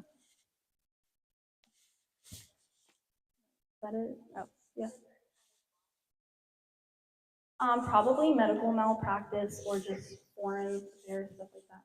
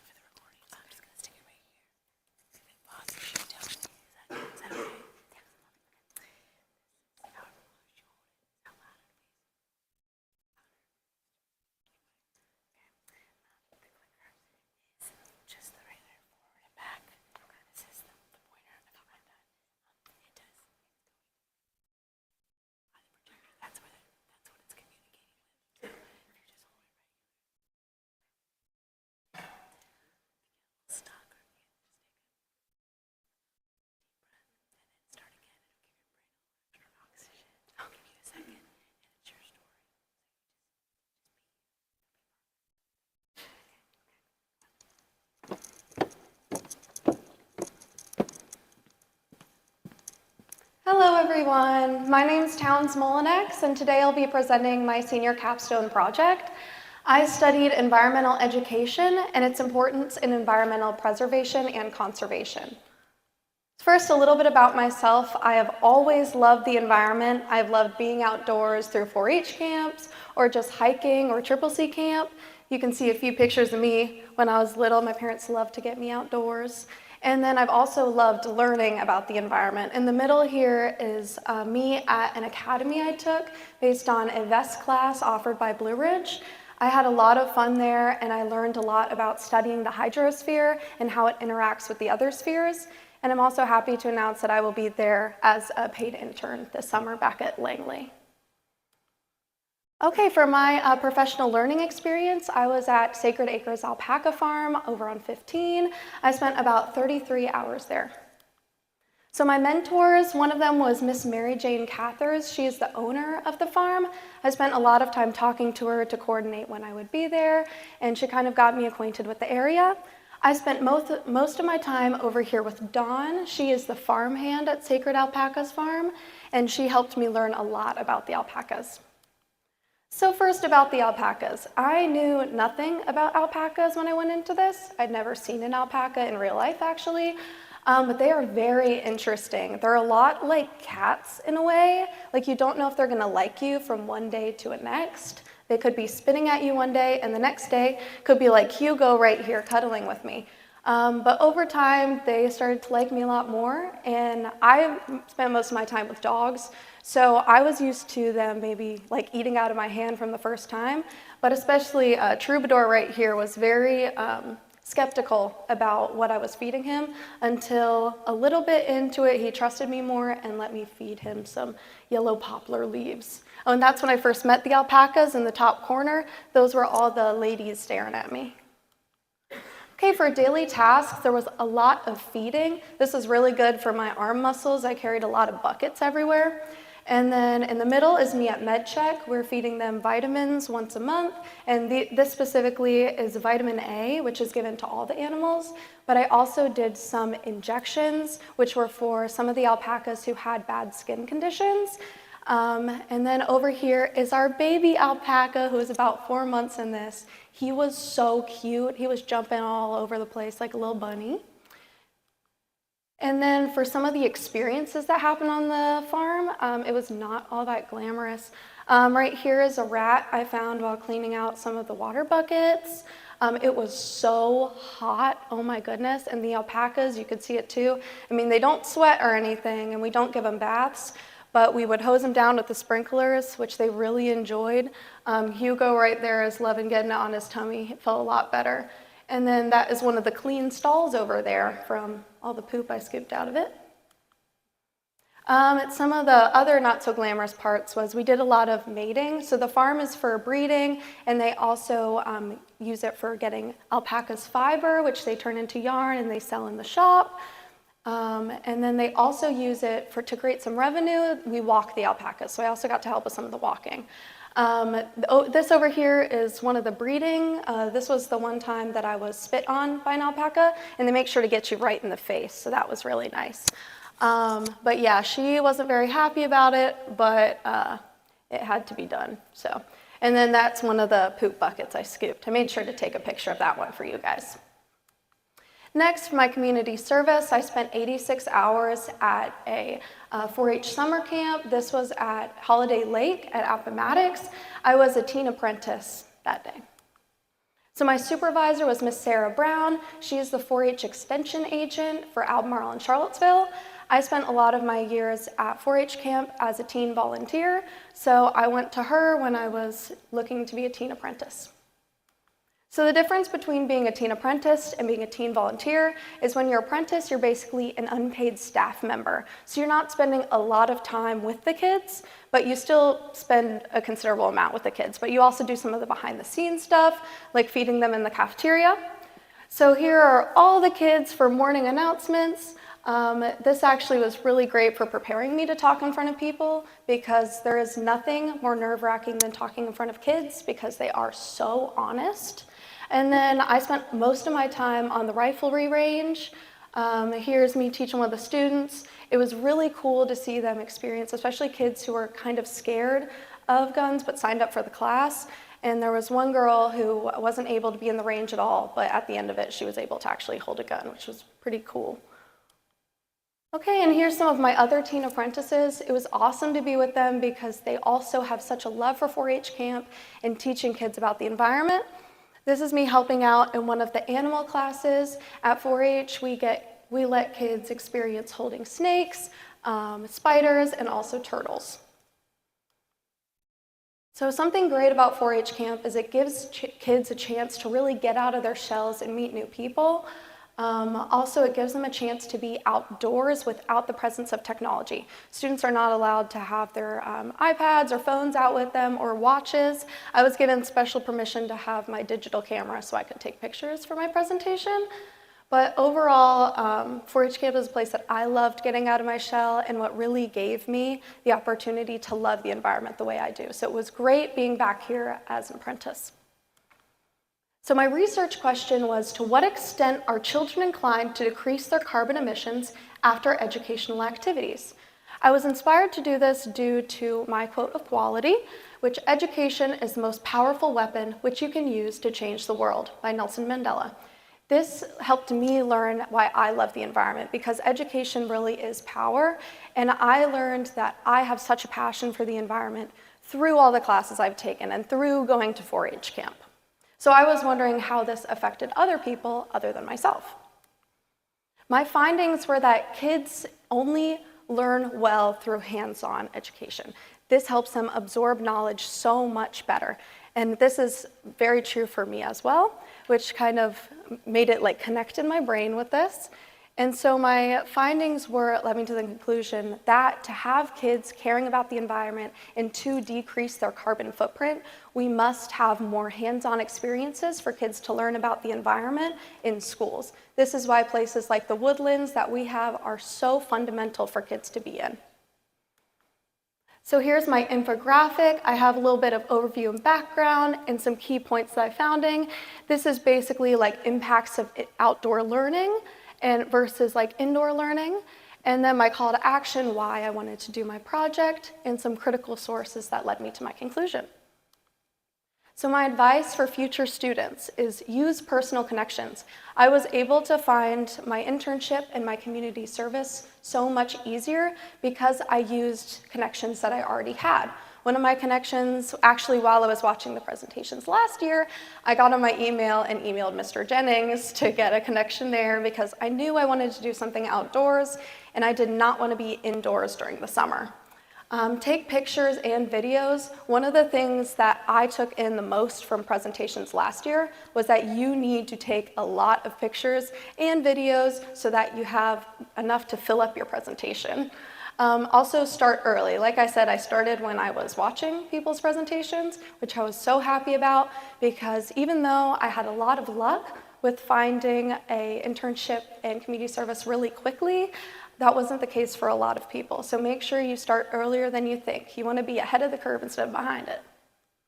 So for my future plans, I'm going to Kansas State to study biological systems engineering, and I'm very excited about this. Go Wildcats, I love Kansas.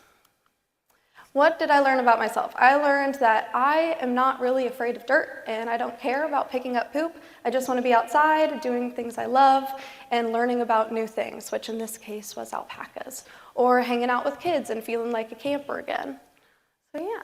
And I also learned that I wanted to do biological systems instead of environmental education because I just love learning and being more hands-on with the living world. Okay, that's all. Thank y'all for listening, and now on to questions.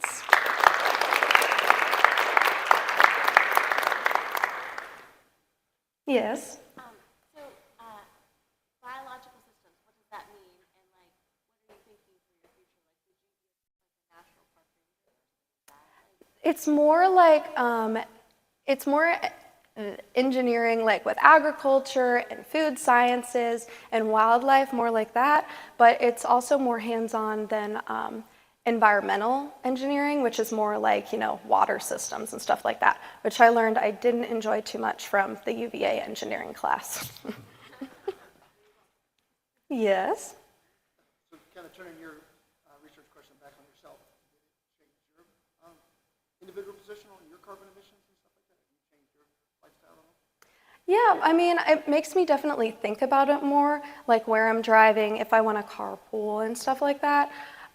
It definitely, I haven't been as proactive about it as I'd like to be, but I can definitely see myself moving forward, especially after not being so busy and having to drive everywhere, that it would be more helpful. Yeah. All right, thank you.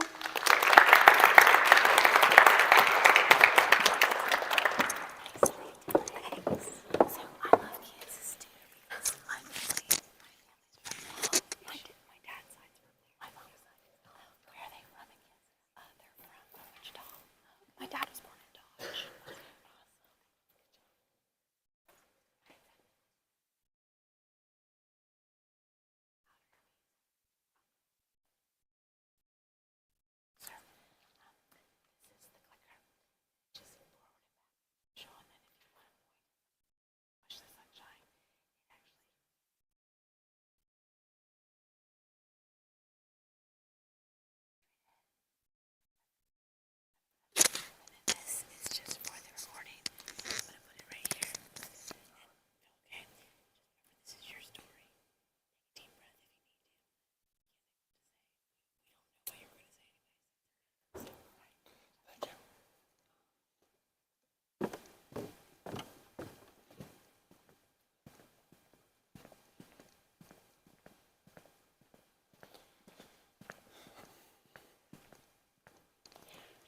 So my name is Zachary Ray, and I'm going to be talking about biomedical engineering. So why did I choose this topic? Ever since I took AP Biology with Mr. Connor in 10th grade, cells have always been really interesting to me, and biology as a whole. And so I planned on pursuing it in college to further my education. And the job market, I have heard constantly over the past couple of years, is expanding rapidly.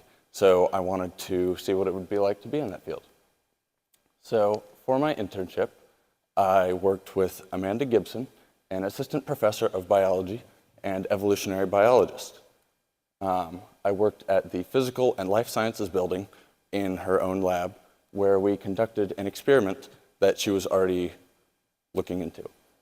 So our goals with this experiment were to see what strategies hosts use to avoid infections from parasites. More specifically, we were looking to see if nematodes are in contact with parasites, will they reduce their eating rate? So on the first day, I created a agar solution, which would house the bacteria that would be used to feed the nematodes and would also house the nematodes in the process. So this is a picture of me. On the left is a picture of me pouring the agar solution that we would place in the incubator on the right for the bacteria to grow in. We used E. coli to feed the nematodes. On the second day, we took a chunk of living nematodes and put them onto our population petri dishes. The weekend following, we put the nematodes into a small beaker that we placed into the centrifuge on the right, and we filled it with this little saline solution. And we mixed it around to get the nematodes and their eggs all to the bottom of the little container. Afterwards, we took the saline solution out and filled it with bleach to kill off all of the nematodes, leaving just their eggs. So the way we did this was we put bleach in it, and we would mix it for about 2 minutes, take it out, dilute it a little bit with more saline, and then we would repeat this process about 3 times until we completely had diluted the solution. We then took the nematode eggs out and put them onto our agar solution that we had used to house the bacteria, as this would be where the next population would grow. We then put this into the incubator on the left to house for the weekend. When we came back, the eggs had hatched and were all around the same age. And we put the fungal spores on half of the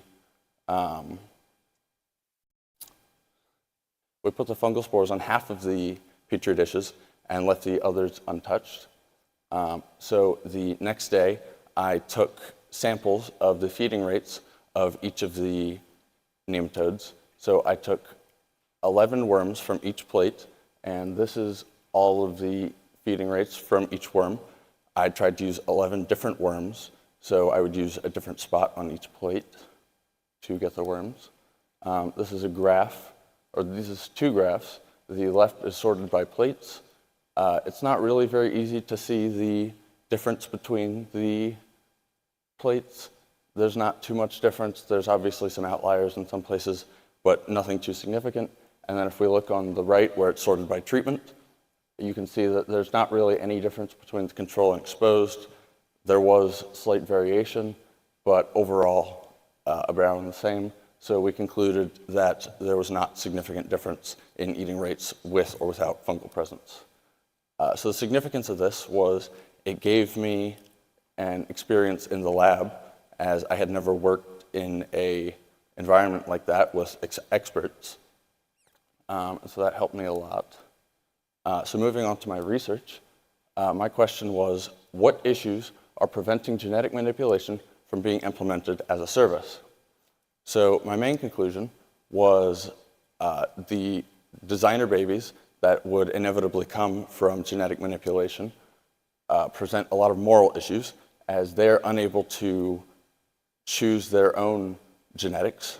Designer babies are babies that have been pre-selected with whatever genes their parents have decided. And so obviously they have no choice in this genetic selection, which poses a problem. And then the other issue is that if only a few genes have been selected and a majority of the population has those genes, that could lead to inbreeding because of genetic similarity. So moving on to my community service, I worked at the Centera Martha Jefferson Health and Wellness Center. This is a picture of me out front. It's covered in trees, so it wasn't very easy to get a picture. And obviously, because it was with a hospital, I wasn't able to take pictures inside. But I was able to get a picture of the staff board on the left, and then there's a picture of me with one of the workers that was only there temporarily, named Rebecca. I worked under Majid, who is pictured at the bottom of the board, and Kathy, who's also not pictured there. So essentially what I did was I would walk around and talk to the different patients there as they worked through their treatments, and I would clean off any of the machines they were using. Often they were coming for cardio or pulmonary issues, so they would be getting treatment from the nurses there, and I would essentially just assist in giving them that treatment, or I would serve to calm them and make them more passive when receiving the treatment. So reflecting on this, it gave me a more moral perspective. If I were to go into biomedical engineering, this gave me a more human perspective where I wouldn't, if I was working in a lab all day, I would just be seeing my work, whereas this gives me more of an idea of the impact that I could have on the people. So what I learned, this definitely reinforced my career direction. I still plan to go into biomedical engineering or biological sciences, and this just further reinforced that for me. So advice that I would give to up-and-coming BRVGS students is contact people early. I contacted many people, and I only got a couple responses back. It was only through a contact through my aunt that I was able to get an internship. So contact people early. Even if you're doing it over the school year, contacting people over the summer, it's not that difficult, and it's really hard if you can't secure an internship. And finally, don't stress about your topic. I was still figuring out my topic while I was completing this project, and it really isn't that bad. You're just doing what you're interested in. And so, yeah. So future plans. I plan to study either biomedical engineering or biological sciences at UVA, which I have already been accepted and decided to go to. So any questions?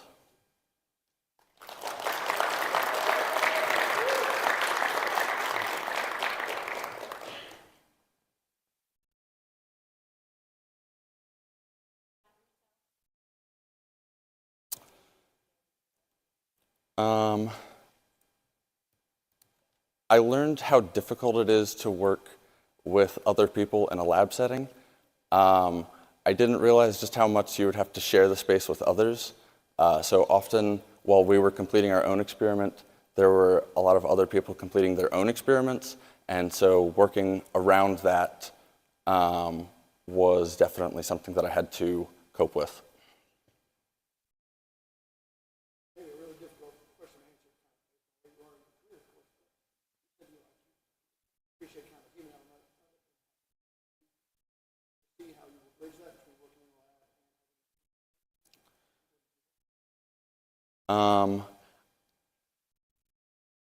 A lot of innovations that I have seen are focused more on the money aspect. And so being able to maintain my morals while working in a lab, I think will definitely help me be as good an innovator as I can.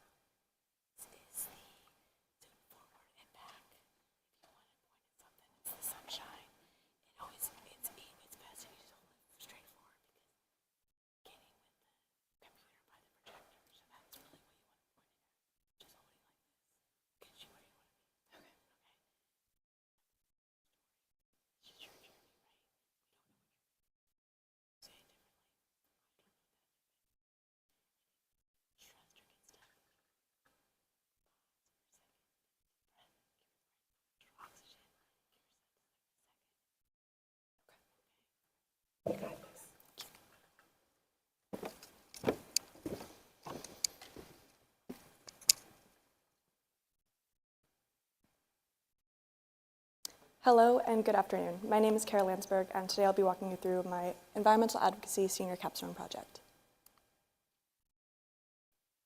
Bill Waters, creator of my favorite comic strip, Calvin and Hobbes, once said, "I was reading about how countless species are being driven to extinction by man's destruction of forests. I often think that the surest sign that intelligent life exists elsewhere in the universe is that it has not attempted to contact us." And while I generally agree with Mr. Waters' takes on environmentalism, consumerism, and overconsumption, I find this my code of quality to really be lacking in two major aspects of understanding our role in the climate crisis. These are community accountability and potential.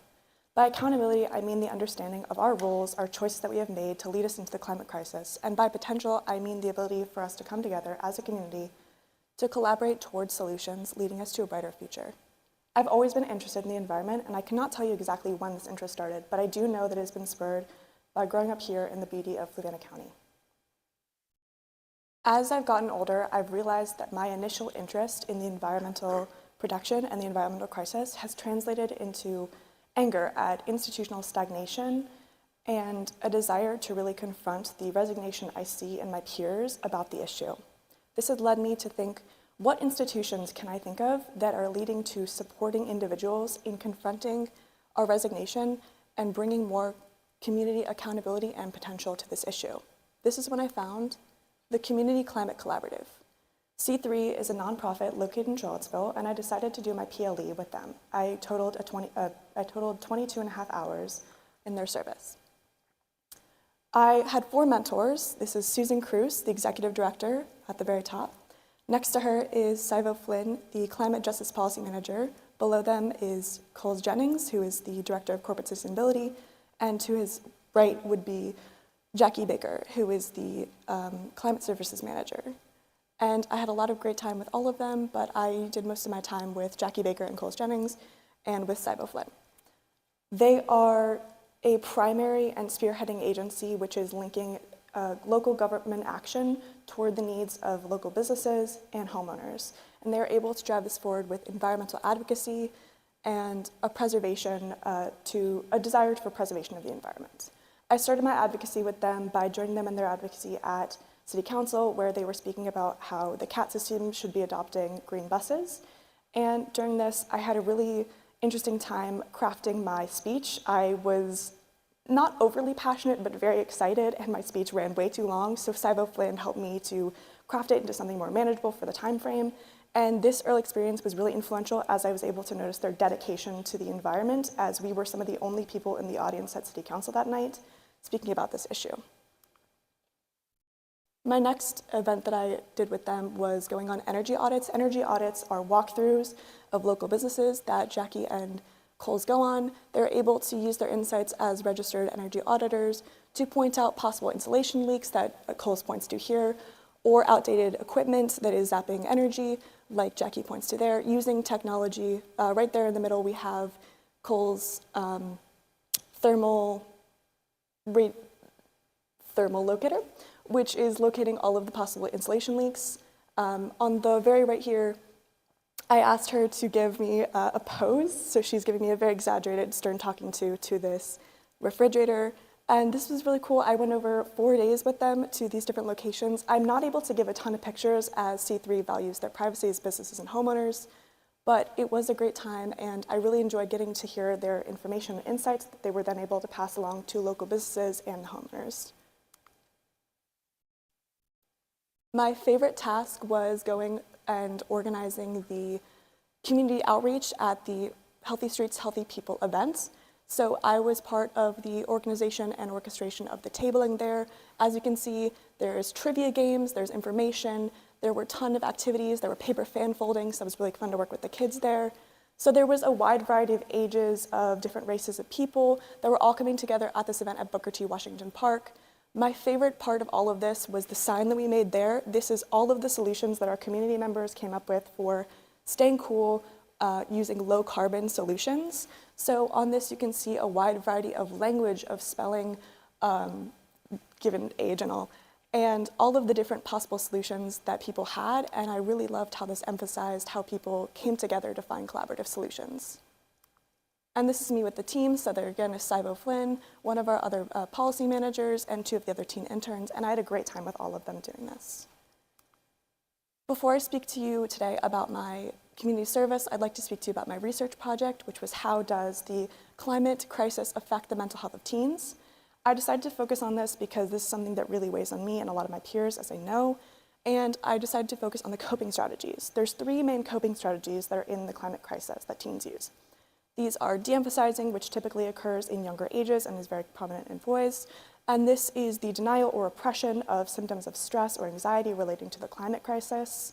This can show up in ways of turning the conversation to other topics when it is brought up, or regularly refusing to confront any news on this issue.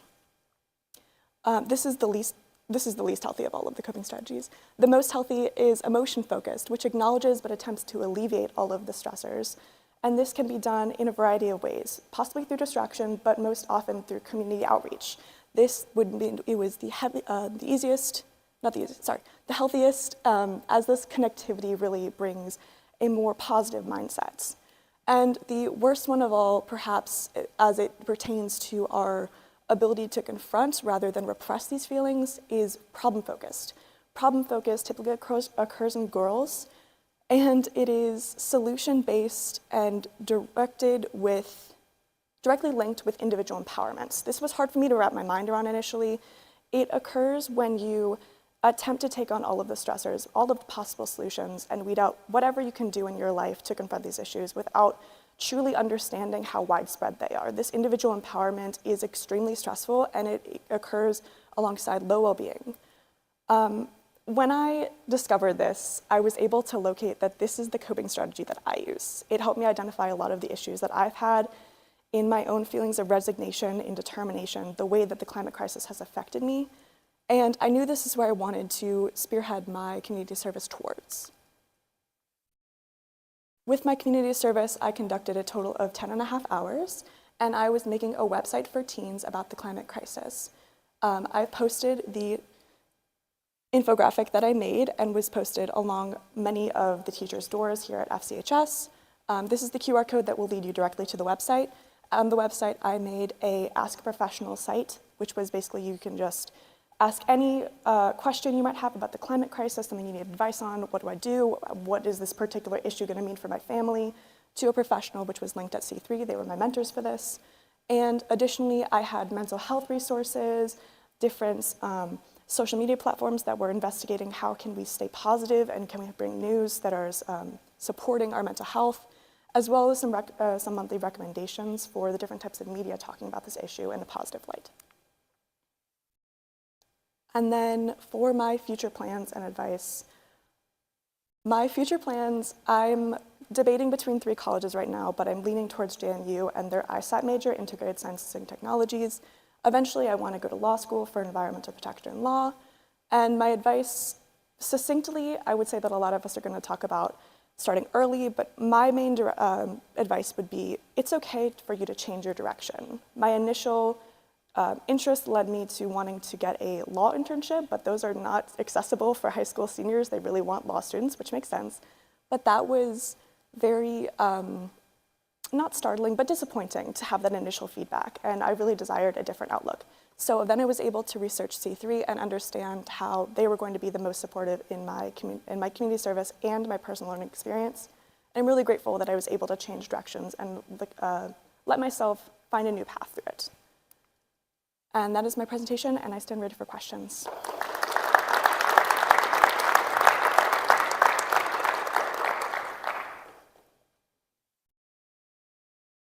Yes? So I love that you talked about how you used to be problem focused, right? And now you're trying to be emotion focused. How has that changed how you look at things? Or has it? Maybe you're still working on it. It's definitely something I'm still working on. There are processes we have to kind of unlearn through this. I would say that it's helped me understand my limited capacity to affect some of these problems. And while that feels harsh to say, it really is easier to understand that I am a high school student. I do not have the ability to stop all of these major world problems. And the potential to do so is not outlandish, but it's something that I can work towards. It's not a weight that I need to carry every moment with every decision. It was really weighing on me for a long time, and noticing this about myself has helped me to think about, okay, I have this problem. What am I going to turn my attention towards instead? Am I going to join a community? I'm going to join a political party. What can I do alongside other people to centralize our power in this? So thank you for that question. Yes, Mr. Pace? Similar question in the sense of the coping strategy and all that kind of stuff. You said you clearly kind of help identify yourself. Are you comfortable there? Do you think you should embrace others or encourage someone to lean towards one coping strategy or another? That is a very good question. Thank you. I would say that emotion-focused is the healthiest and I would, with my mental health website, I'm encouraging that. I'm encouraging collaborative organization, collaborative ideas, as problem-focused is strenuous and truly not, it doesn't have the capability to really make as much effort as people think. It's something where you open your news every day and you say, okay, I'm gonna stay informed on this issue because it's my right, it's my responsibility as a member of the civil public, right? But it's something that can become overwhelming. If we stay focused on our ability to affect these issues rather than just the fear revolving around them, the thought that we need to stay informed on every single thing and make a difference with every possible choice we have, it's a lot better for our mental health, and that will allow us to be more strong in the ways that we can really impact the public. Any other questions? Thank you.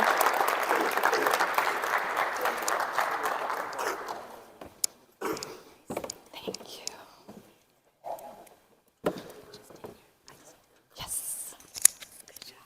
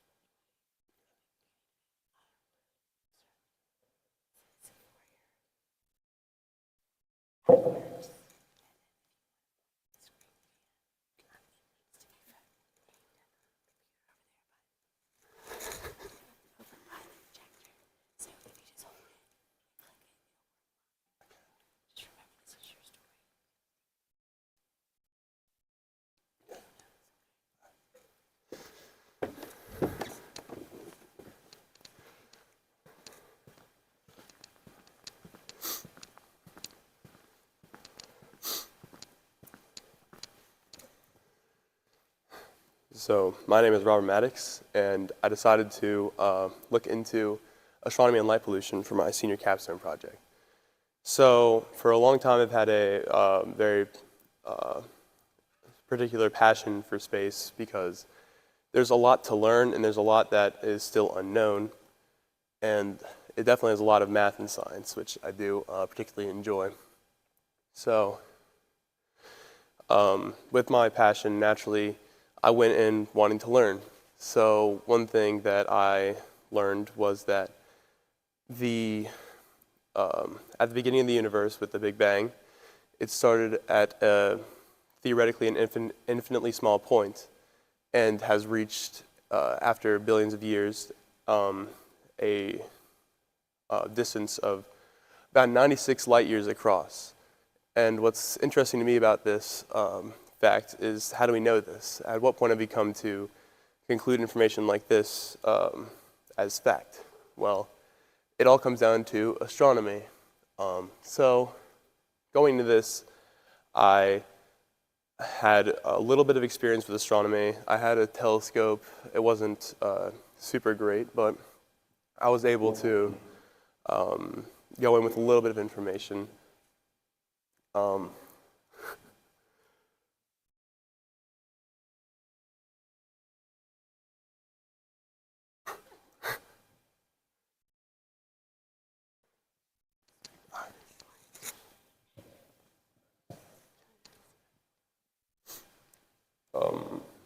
I can't tell. Okay. So I found that astronomy was particularly somewhat beginner friendly. There's more complex things as you improve technology, but even me as a somewhat amateur astronomer was able to take images like these. Oh, whoops. Was able to take images like these. And generally they were stunning visuals, so I definitely appreciated that aspect. And on the process to finding my internship, I ended up joining the astronomy group in Charlottesville Astronomical Society, which was very welcoming and had astronomers who were very experienced, had 20 plus years of experience, and were very open to helping people. And there were also many beginning astronomers like me who joined, so it was a very open group. And there I met my mentor, Dave Sappington, who I worked with for 13 hours. He attended UVA. He was a software engineer, but is now retired and is a CAS member, and is a very experienced astronomer. His teaching style was particularly good for me because he definitely had a very strong passion for astronomy and knew a lot. So when we were working, we would go out and we would generally just conduct astronomy. We would observe a lot of different things, but generally we would observe at two different locations mainly. So here on the left, we have the Leander McCormick Observatory in Charlottesville, which is owned and managed by UVA and is used by UVA's astronomy undergraduate and graduate students. It was also a typical place for CAS members to meet and use for astronomy. And also on the right we have,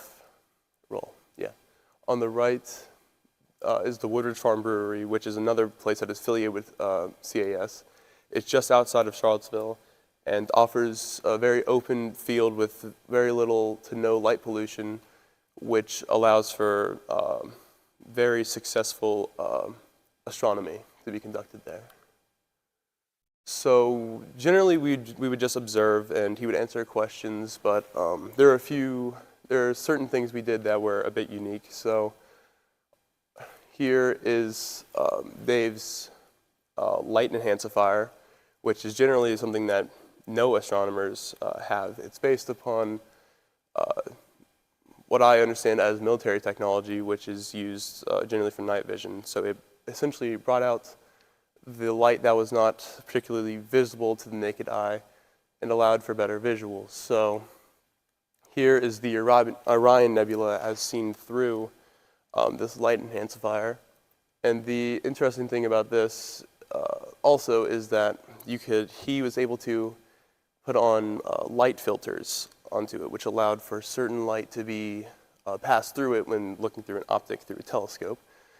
So this can be observed in this image as he had a hydrogen filter on it, which allowed for the light from the hydrogen that makes up the nebula to be enhanced, which particularly brought out this nebula. Also, here is the 26-inch telescope in the Leander McCormick Observatory. This telescope was probably about 30 feet long and was 26 inches in diameter. So it allowed for, it created a high aperture, which allowed to see celestial objects with very high detail. So we would look at planets like Saturn or Jupiter through it with very high quality. But the most unique thing to me about using this telescope was watching Dave work on his own personal project, which was observing and taking images of a binary star cluster, which is when two stars essentially just rotate about each other. And his personal project is to take images of these stars as they rotate for around 3 years and create a video, or more of a time lapse, of how they rotate about each other over these years. So in all of this, I wasn't able to do too much with that. It was a lot of observing, but I was able to help and participate by helping him with his telescopes. So on the left, this is a Dobsonian telescope.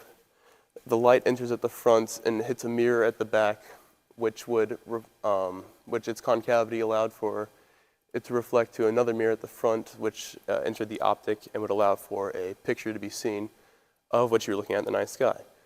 So what I did with him was I helped him collimate it, which meant that I aligned the mirror to be perfectly centered on the front of the telescope to help perfect the picture.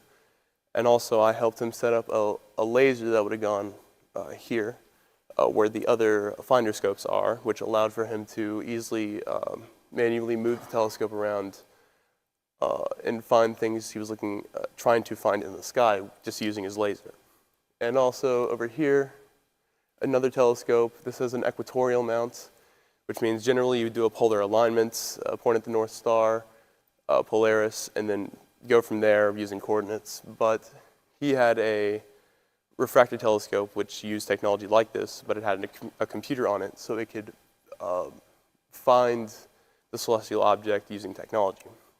So what I did with him for this was I did a polar alignment, and then I helped him set up his telescope set up the computer on the telescope to where it could compare images with its own scope to stock images in its data and make sure it was looking at the right thing. So then when he made a command to look at a certain thing, it would automatically move and go and find it in the sky.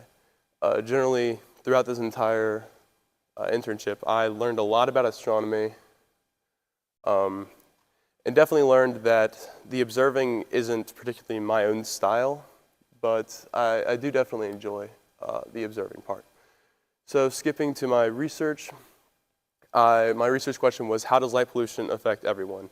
Even as an amateur astronomer who occasionally goes out and looks at the night sky, and someone who lives in a rural area, I still am affected by light pollution.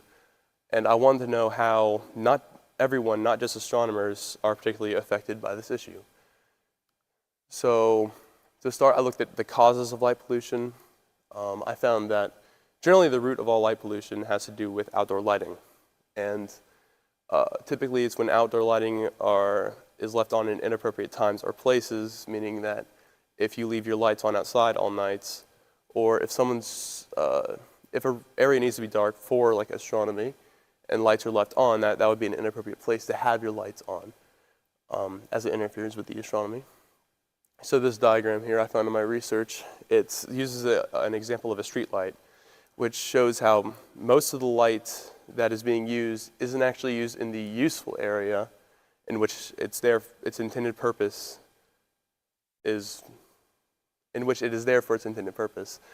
Most of the light is reflected in other places which lead to its effects, like here in the glare zones in which the light would shine on people, animals, houses, and otherwise all that light that would be reflected or shined up into the atmosphere, which creates sky glow, which is what affects astronomers.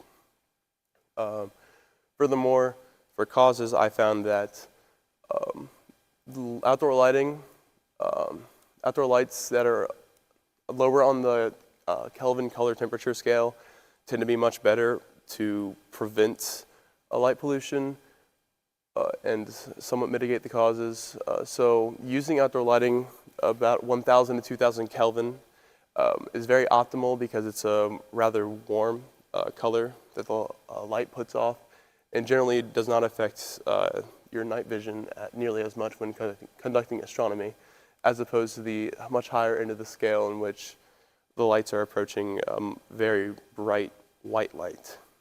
So leading to effects, so the sky glow addressed earlier can be seen in this image here, where on the left and the right, they were taken on the same night looking at the same thing, and in a very similar area, although on the left this was in a rural area, while this was in an urban area.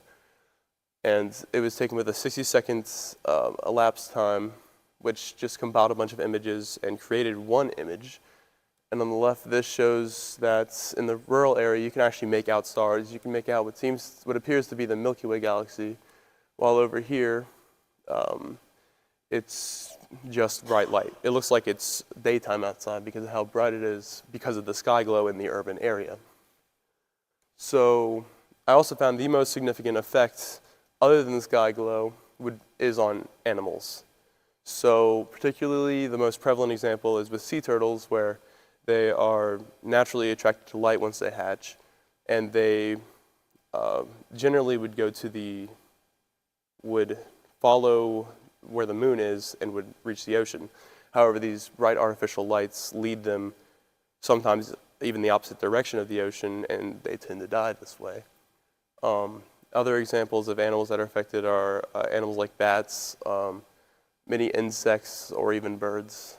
And finally, an effect I was particularly looking at was how light pollution affects humans, but there's not too much research or evidence for this, as it's hard to conduct any research that particularly focus on the effects of light pollution on humans.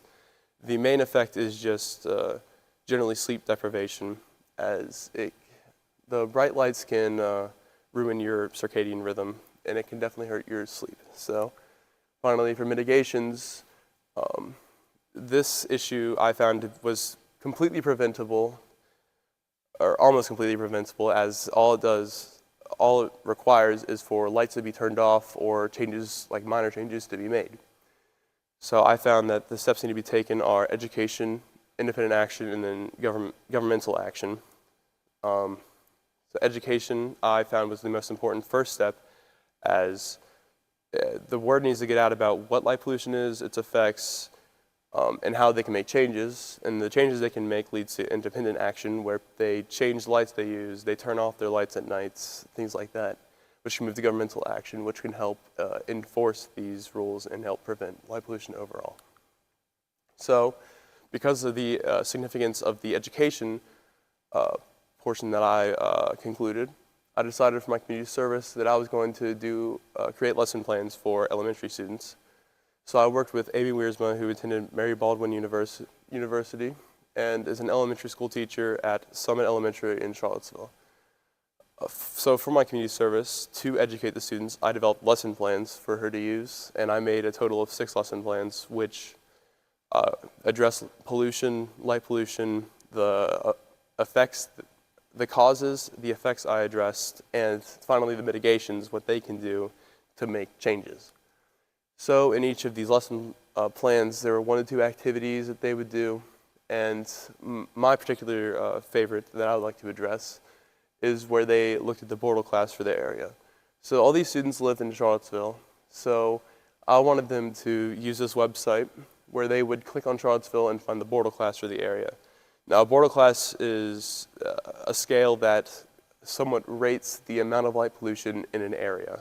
So when they would click on Charlottesville for this assignment, they would see something that looks like this, which suggests that in that area, Charlottesville had a Bortle class of 6, which is pretty significant as you can see very little to nothing in the night sky because of how much light pollution there is. While if you look down here in the blue-green areas, you'd have a Bortle class of around 2 to 3 to 4, which is much better than that of Charlottesville. So overall, what I took away from this, I found that astronomy is not my own particular passion. I definitely enjoyed my experience and will continue to conduct astronomy, but it's more observing and less math than I would like. And I also found that light pollution was a particular interest of mine because of how it affects astronomers, but also how it's preventable. So I'd like to do more in the future about that. And generally, I think for the future, I've learned that I definitely still have a passion for space.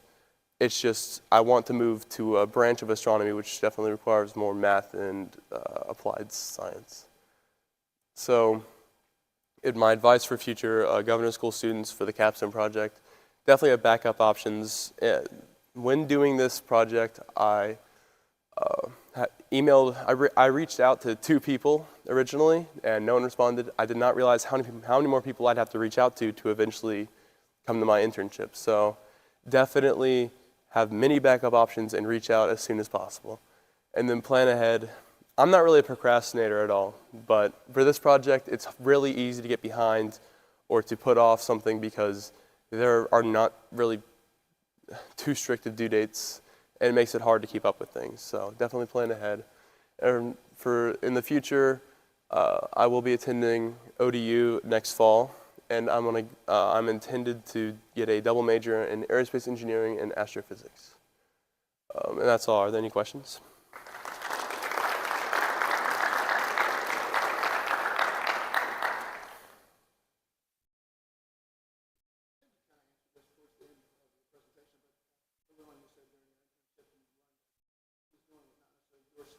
Yeah.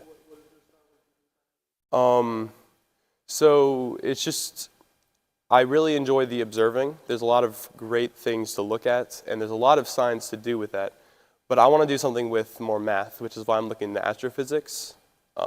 There's definitely more math with that. So.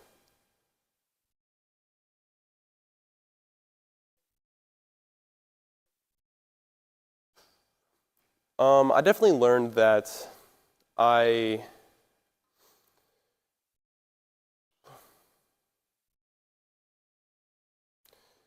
learned that I'm very comfortable in people, like with people who have similar interests in me. Typically, I don't, I'm pretty comfortable around a lot of people, but I don't try to make too many friends. I definitely, after joining CAS and meeting my mentors, I learned that when people share a particular passion with me, I get along with them very well, and I hope in the future I can work with more people like that, so I can help work against light pollution or work with people on research or something.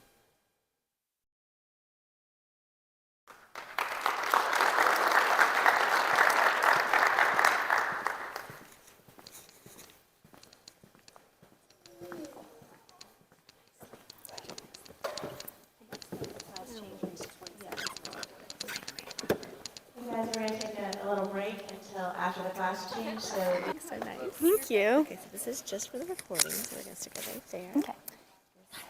Thank you. With a lot of the beat, so if it's too loud, hold it away. If you keep yourself, put it a little closer. Okay, okay. This is the equipment. Okay. It needs to focus at the projector, see the computer. That's what it's communicating with. This is forward, backwards. And then if you want to point anything, Oh, that's advanced. just and then just know that it's your story, it's your journey, so just share it. Just pause, take a deep breath. Okay. Give your brain a little extra oxygen. Okay. And take a moment, Okay. And then you don't know what you're going to say. Whatever you say is Perfect. That's what I love. I have business.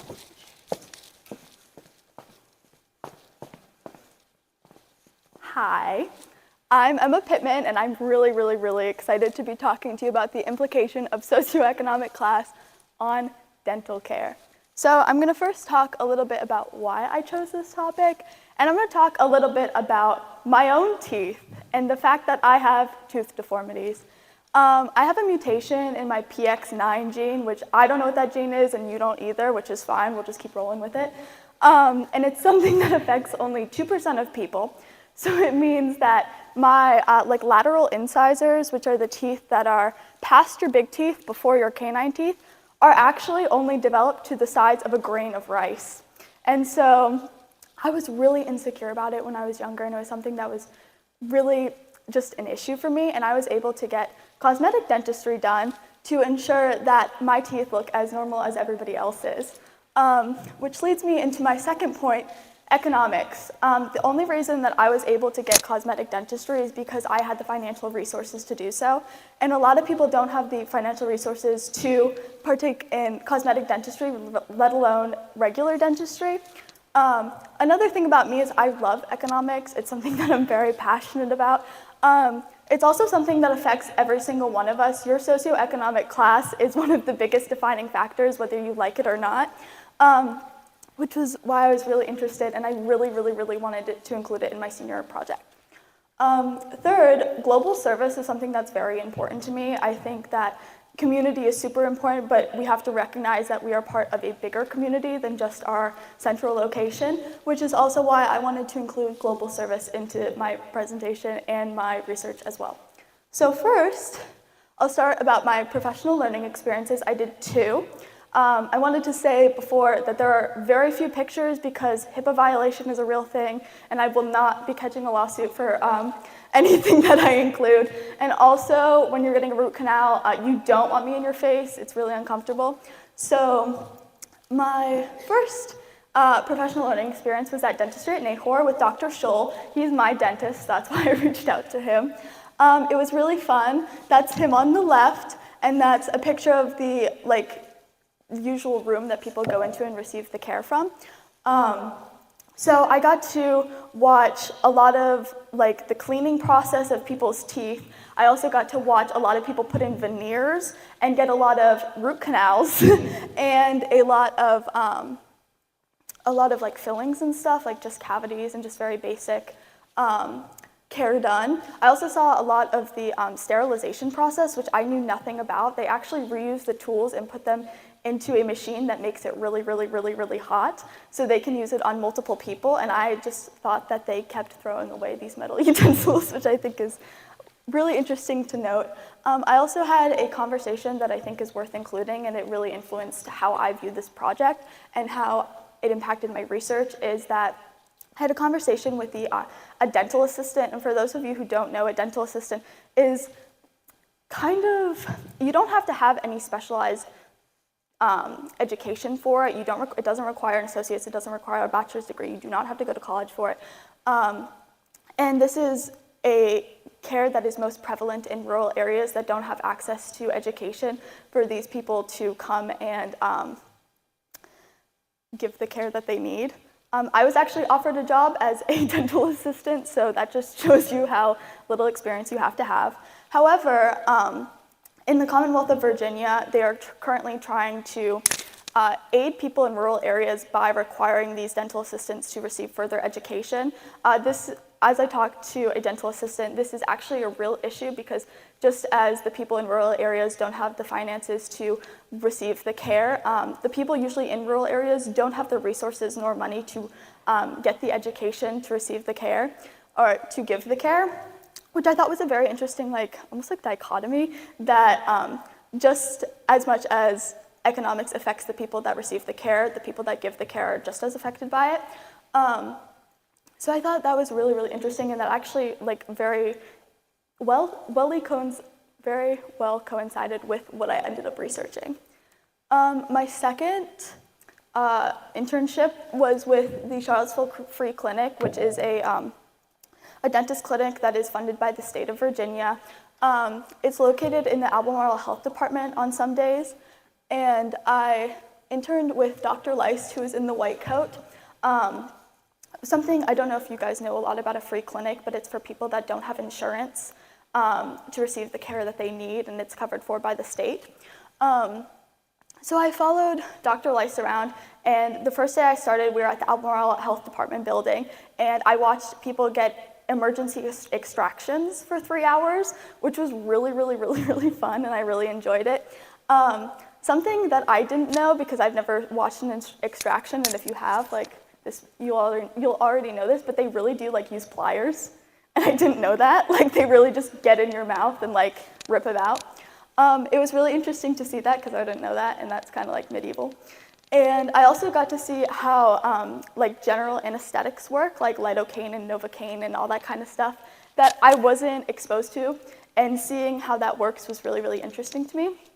I also got to see how a lot of people that came in were struggling with substance abuse, and when receiving dental care, especially extractions, and your nerves are exposed, the substances that you take that are not prescription can have an impact on your healing process. And also, when you get an extraction, you cannot smoke because it will cause a dry socket in your mouth. So I got to see Dr. Leist have a conversation with a lot of the patients about how to pack it properly, because these people were going to continue to smoke, but they needed to do so safely. I also got the opportunity with both of my internships to talk to a lot of the patients, which I really appreciated. And I was able to talk to them, and they kind of offered this up themselves about how their socioeconomic status impacted the care that they received, especially when they were younger. A lot of these people had not very good dental hygiene when they were younger, as they told me, because of lack of resources, and especially because of lack of education, because they were growing up in a rural area. And that was something that actually led to my own community service, that in our community, we are a really rural community, and there are people in our community that do not have the same resources or education about certain topics as a lot of us do. So I decided for my community service that I was going to provide, especially to younger children, the opportunity and the education to them and their parents to know that this is what needs to happen for them to continue to have the correct oral health, which will last them for their entire life. So my mentor was Miss Barnaby, who's the principal of Central and West Central Elementary School. I was able to go at their back to school night, and that's my little desk, and I was passing out infographics on a little QR code, and the infographic is on the end. I don't know if you know this about kids, but they're not taking papers, they're taking candy, so I was enticing them to come with candy. But that little QR code links to that, and a lot of people thought that it was very, very helpful. I was saying that a lot of people remember that they actually needed to bring their kids to the dentist, which is very important. You should be bringing your kid to the dentist. And I linked to the CDC Oral Health Index, and it has more information about what you should be doing to make sure your child's oral health is up to standard so that they can keep their teeth for the rest of their life. All in all, I was able to pass out over 100 of these, so I'm really happy that my my outreach was large and that a lot of people got to receive this information, which is really essential. Moving on to my research, I did how does one socioeconomic class affect the dental care they receive? I took a global approach to this and looked at not only America but a lot of different countries because this is an issue that not only impacts the Fluvanna, Albemarle area but the entire world. So this is the little infographic I made. So a lot of things that I saw was the fact that there is a dental divide in America, which means that the people that are able to receive care definitely can receive care, but those who cannot, it is incredibly difficult for them to receive it.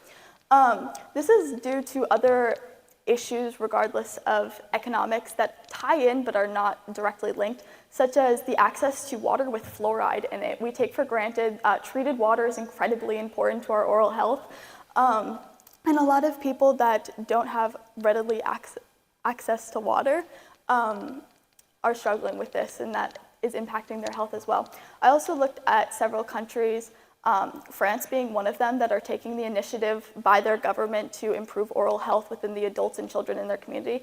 And we're seeing that this is just not enough, that it is long overdue for people to care about this issue, and it's really important that governments internationally, and especially in the United States, address this issue because it is prevalent and it does affect every single person. Finally, I have my reflection, advice, and future plans.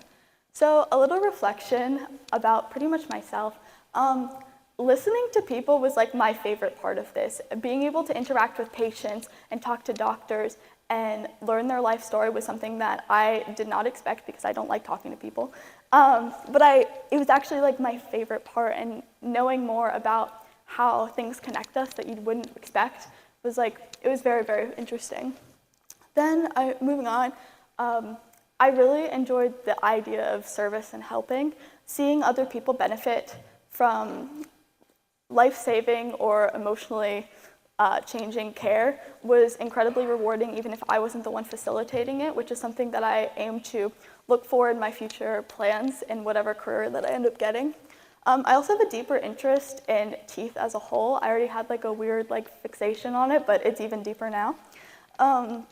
I also really enjoyed researching about how socioeconomic class affects people, and I want to continue to do so in the future, which leads to my change in plans.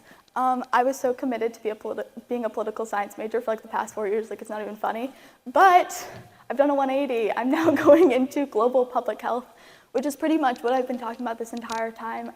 It's making sure that people across the globe have equitable access to healthcare of any kind, which is really fun. And then my advice for future BRVGS seniors, I can see you guys. You guys need to take a deep breath. It's gonna be okay. It's gonna be fine. We put a lot of pressure on this, and it is important, and it's gonna be a really fun experience. But you're gonna make it through it, and it's gonna be fine. We're gonna keep going. You need to allow the project to evolve. You don't know what you want to do right now. I can guarantee it. I really know. And it's okay that things that you thought you wanted to do have changed. How I really was committed to doing something about dentistry, but I really wanted to include economics, and especially as I talked to a dental assistant, that really shifted it for me, and that's okay, and it doesn't have to be perfect. And finally, you need to advocate for yourself. It's not just asking for help, it's knowing that you know what you want, and you know how you want to get it done, and you need to search for the resources and look for help in any way that you want, because this is a skill that you're going to need for life. And if you get it done now, then you can continue to grow on it in the future. My future plans, I've gotten into a few colleges already, as you can see, but I'm waiting on 6 more, so I'm not decided on anything. Currently, as I said, I've applied everywhere as a global public health major. I plan to minor likely in economics, and that's really all I have. So I'm open for questions.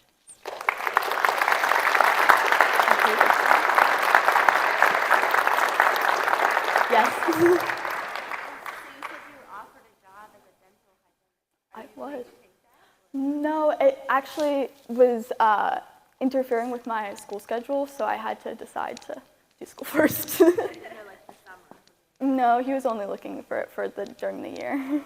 But yeah. So tough question, but Okay. in your research, Mhm. socioeconomic issues with healthcare, did you find kind of like what are some of the primary solutions that you uncovered that you'd like to pursue? That's a good question. I've actually written a lot of essays about this, but one of the primary solution that I'm seeing is having specific programs for dental students that are looking to serve rural areas because it's hard to do so. So either having that program through a college or providing government incentives to do so is one of the leading ways that we're seeing that the people are actually getting out in the field to rural areas and addressing those issues. Thank you. Anything else? Cool, thanks.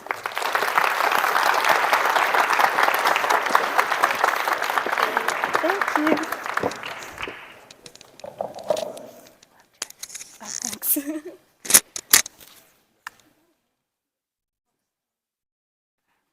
Here goes nothing. So I'm just gonna put this right in your shirt. And it's just for the recording. So All right. Okay. forward, back. If you want to point at something like that, and actually communicate with the computer by the projector. So point at the projector, not the screen. So yeah, if you're just doing like right like this, it'll work perfectly. So just do that. Just the closer you have it to your mouth, the louder it is. So if it's too loud, pull it away. Yeah. Just remember, this is your story. So we don't know what you're gonna say. So if you say it differently, that's okay. Yeah, I got it. Take it off it. Just take a deep breath. All right. When you're up there, it's fine to do that. Okay. Here goes nothing.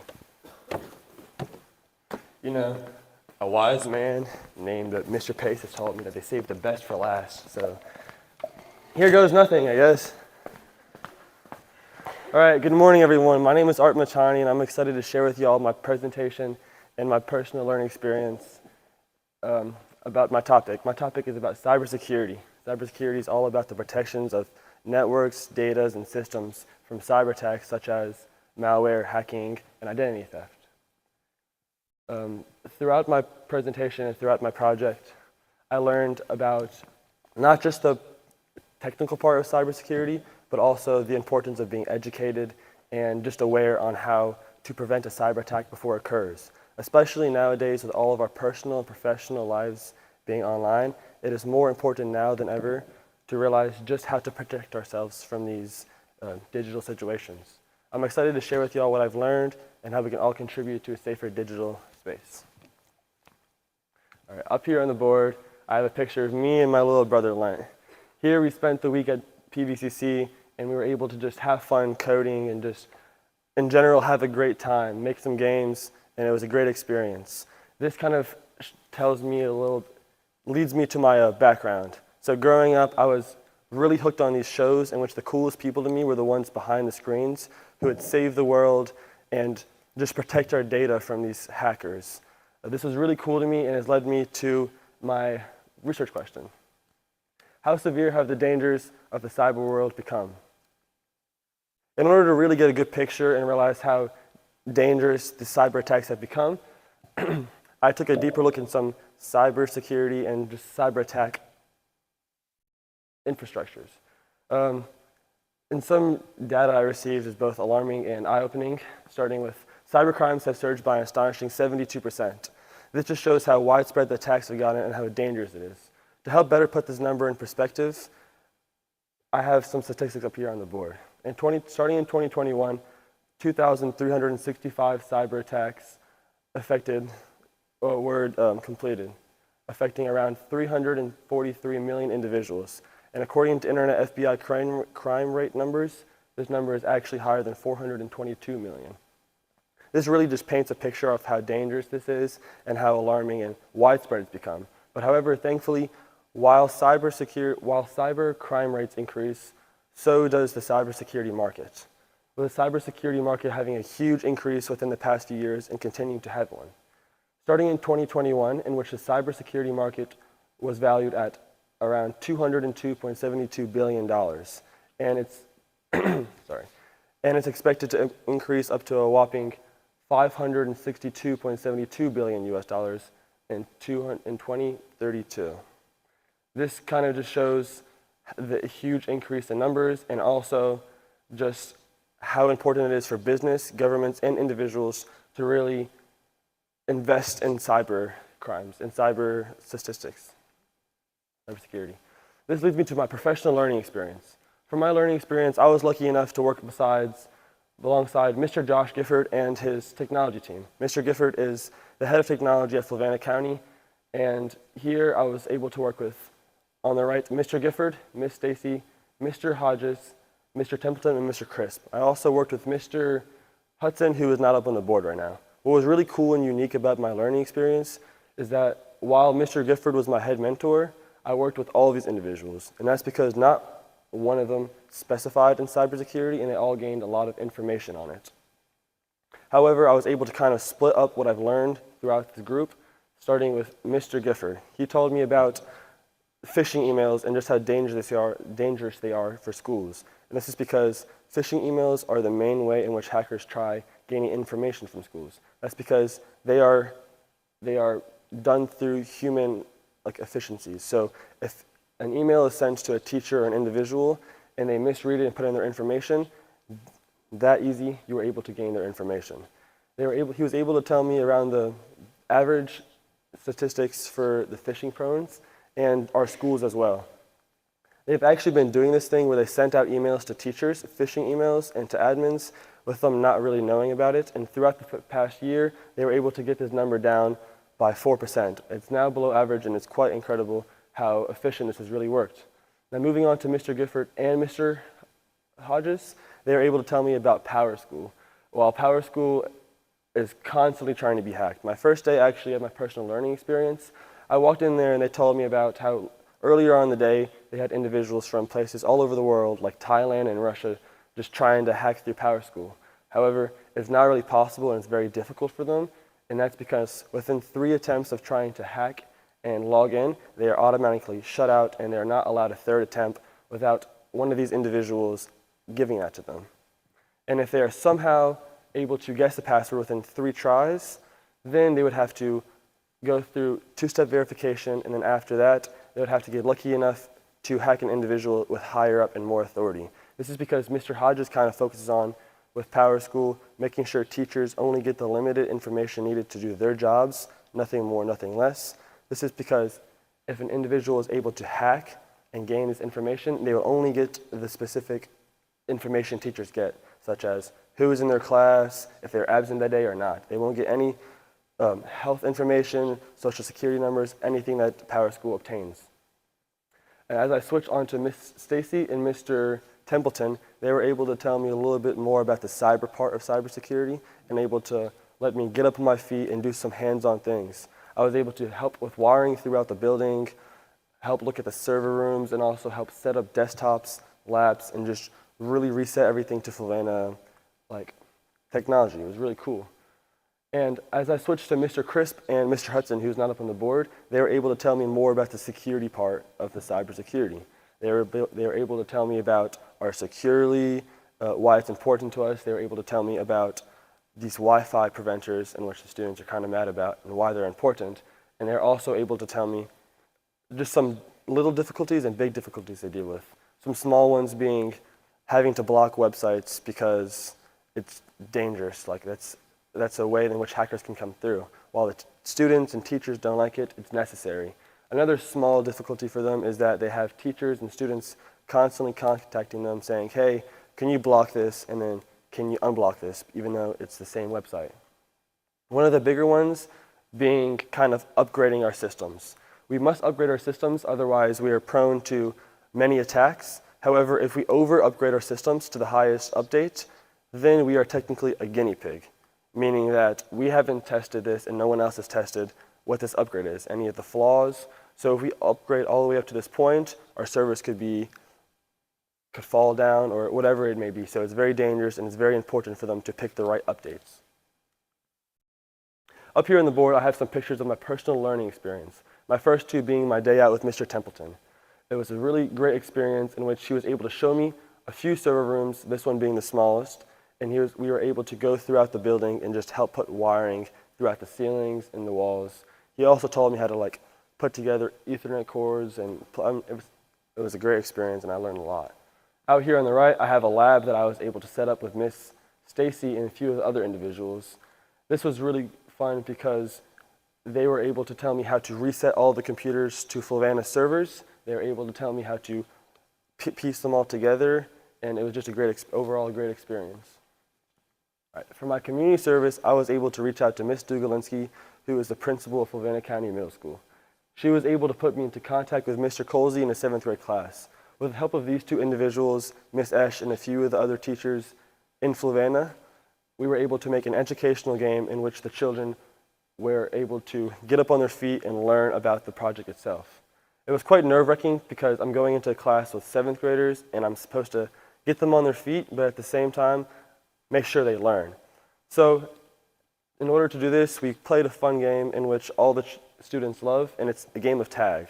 However, we kind of switched it up and gave everyone roles, and of course, there's no running in a small building.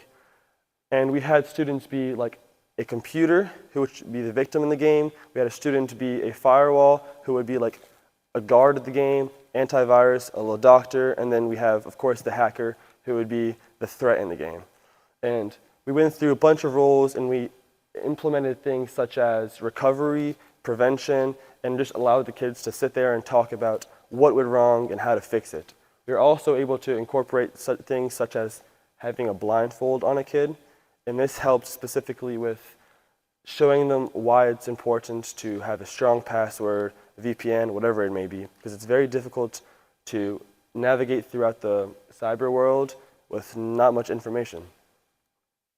As I switch on to my significance, this is mainly about the kids in my community service. It was really cool being able to learn a lot from the professionals and just knowing what they know. It was really cool getting all this information, all the knowledge in which they hold and really throwing it out to the students. This is because cybersecurity and just computers in general is a really growing field, and giving them in this field at a young age, or at least getting them to have some knowledge on this field at a young age, is a really fascinating thing, especially because I love doing this as a kid, and I'm just hoping that I can get them to kind of do it. A few of the small main significance throughout this is that after we finished playing our educational games, they were able to tell me their parts in this game, what they learned, and why it was really important. And the biggest significance that I gained from this specifically, that I hope to do in the future as well, is I had a student walk up to me around 2 weeks later at a basketball game and tell me, hey, I remember you, you were in my class, you taught cybersecurity. He was also able to tell me what exactly he learned and his part in the game. This was really cool to me because I didn't think that I would have a student walk up to me 2 weeks later and really remember what I taught him. So that really meant a lot. All right, for my future plans, I intend on going to university for either cybersecurity or computer science. This has really just showed how much I love doing this, and I plan on pursuing this more in the future. All right, for my advice, I have advice and a bit of reflection on my project. For my reflection, one thing that I would possibly change and just add on is have a second personal learning experience. While it was great learning and observing from Fluvanna County and their technology team, I would also want to try this at a higher level in a higher business or corporation in which they have more funding and more resources to really just test my skills, you know? And then for my advice, I have a few pieces of advice, starting off with the daily. Start early, know what you want to do, and the hardest part is honestly getting yes for that community service or that personal learning experience. Once you receive a yes, then you just go out there and you have fun. You complete your hours and you have a great time. It's quite easy and it's not as difficult as you think, especially if you really focus on what you're going to do and getting that yes. My second advice is actually about presenting. If we're being honest, walking up here, me and I know all of my peers were very nervous. And this is because presenting is just a thing that doesn't come easy to some people, and it's very difficult. However, I'm proud of how they did, and I'm proud of how I did. So the main thing is just be confident when you're presenting. Come up here and talk about your topic, because no one's going to know if you really mess up. You're the expert at your own field, and if you come up here with confidence, you won't really get questioned about it very much. Thank you all for coming and joining me in my journey. Any questions?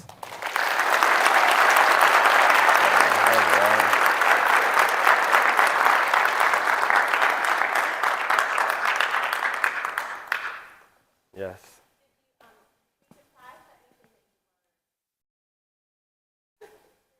Yeah. Well, mainly in the schools. I didn't know that they didn't have like exactly this much funding on all their cybersecurity and all that. I thought they had like a specific guy on it. So I didn't know that, and I also didn't realize how many hacking attempts were really occurring in Fluvanna, especially because we don't hear about it very much. So especially when I got there, arrived, I was like, wow, hacking attempts from Russia, from Thailand, this is insane. But it was actually a semi-daily thing in which they're able to prevent it very quickly. You said in your advice part at the end that you recommend, wish you kind of challenge yourself at another level. Is that the plan for just a career? Like Yeah. As of now, I want to at least gain a bunch of knowledge as much as possible and just try doing this at a higher level. So, yeah.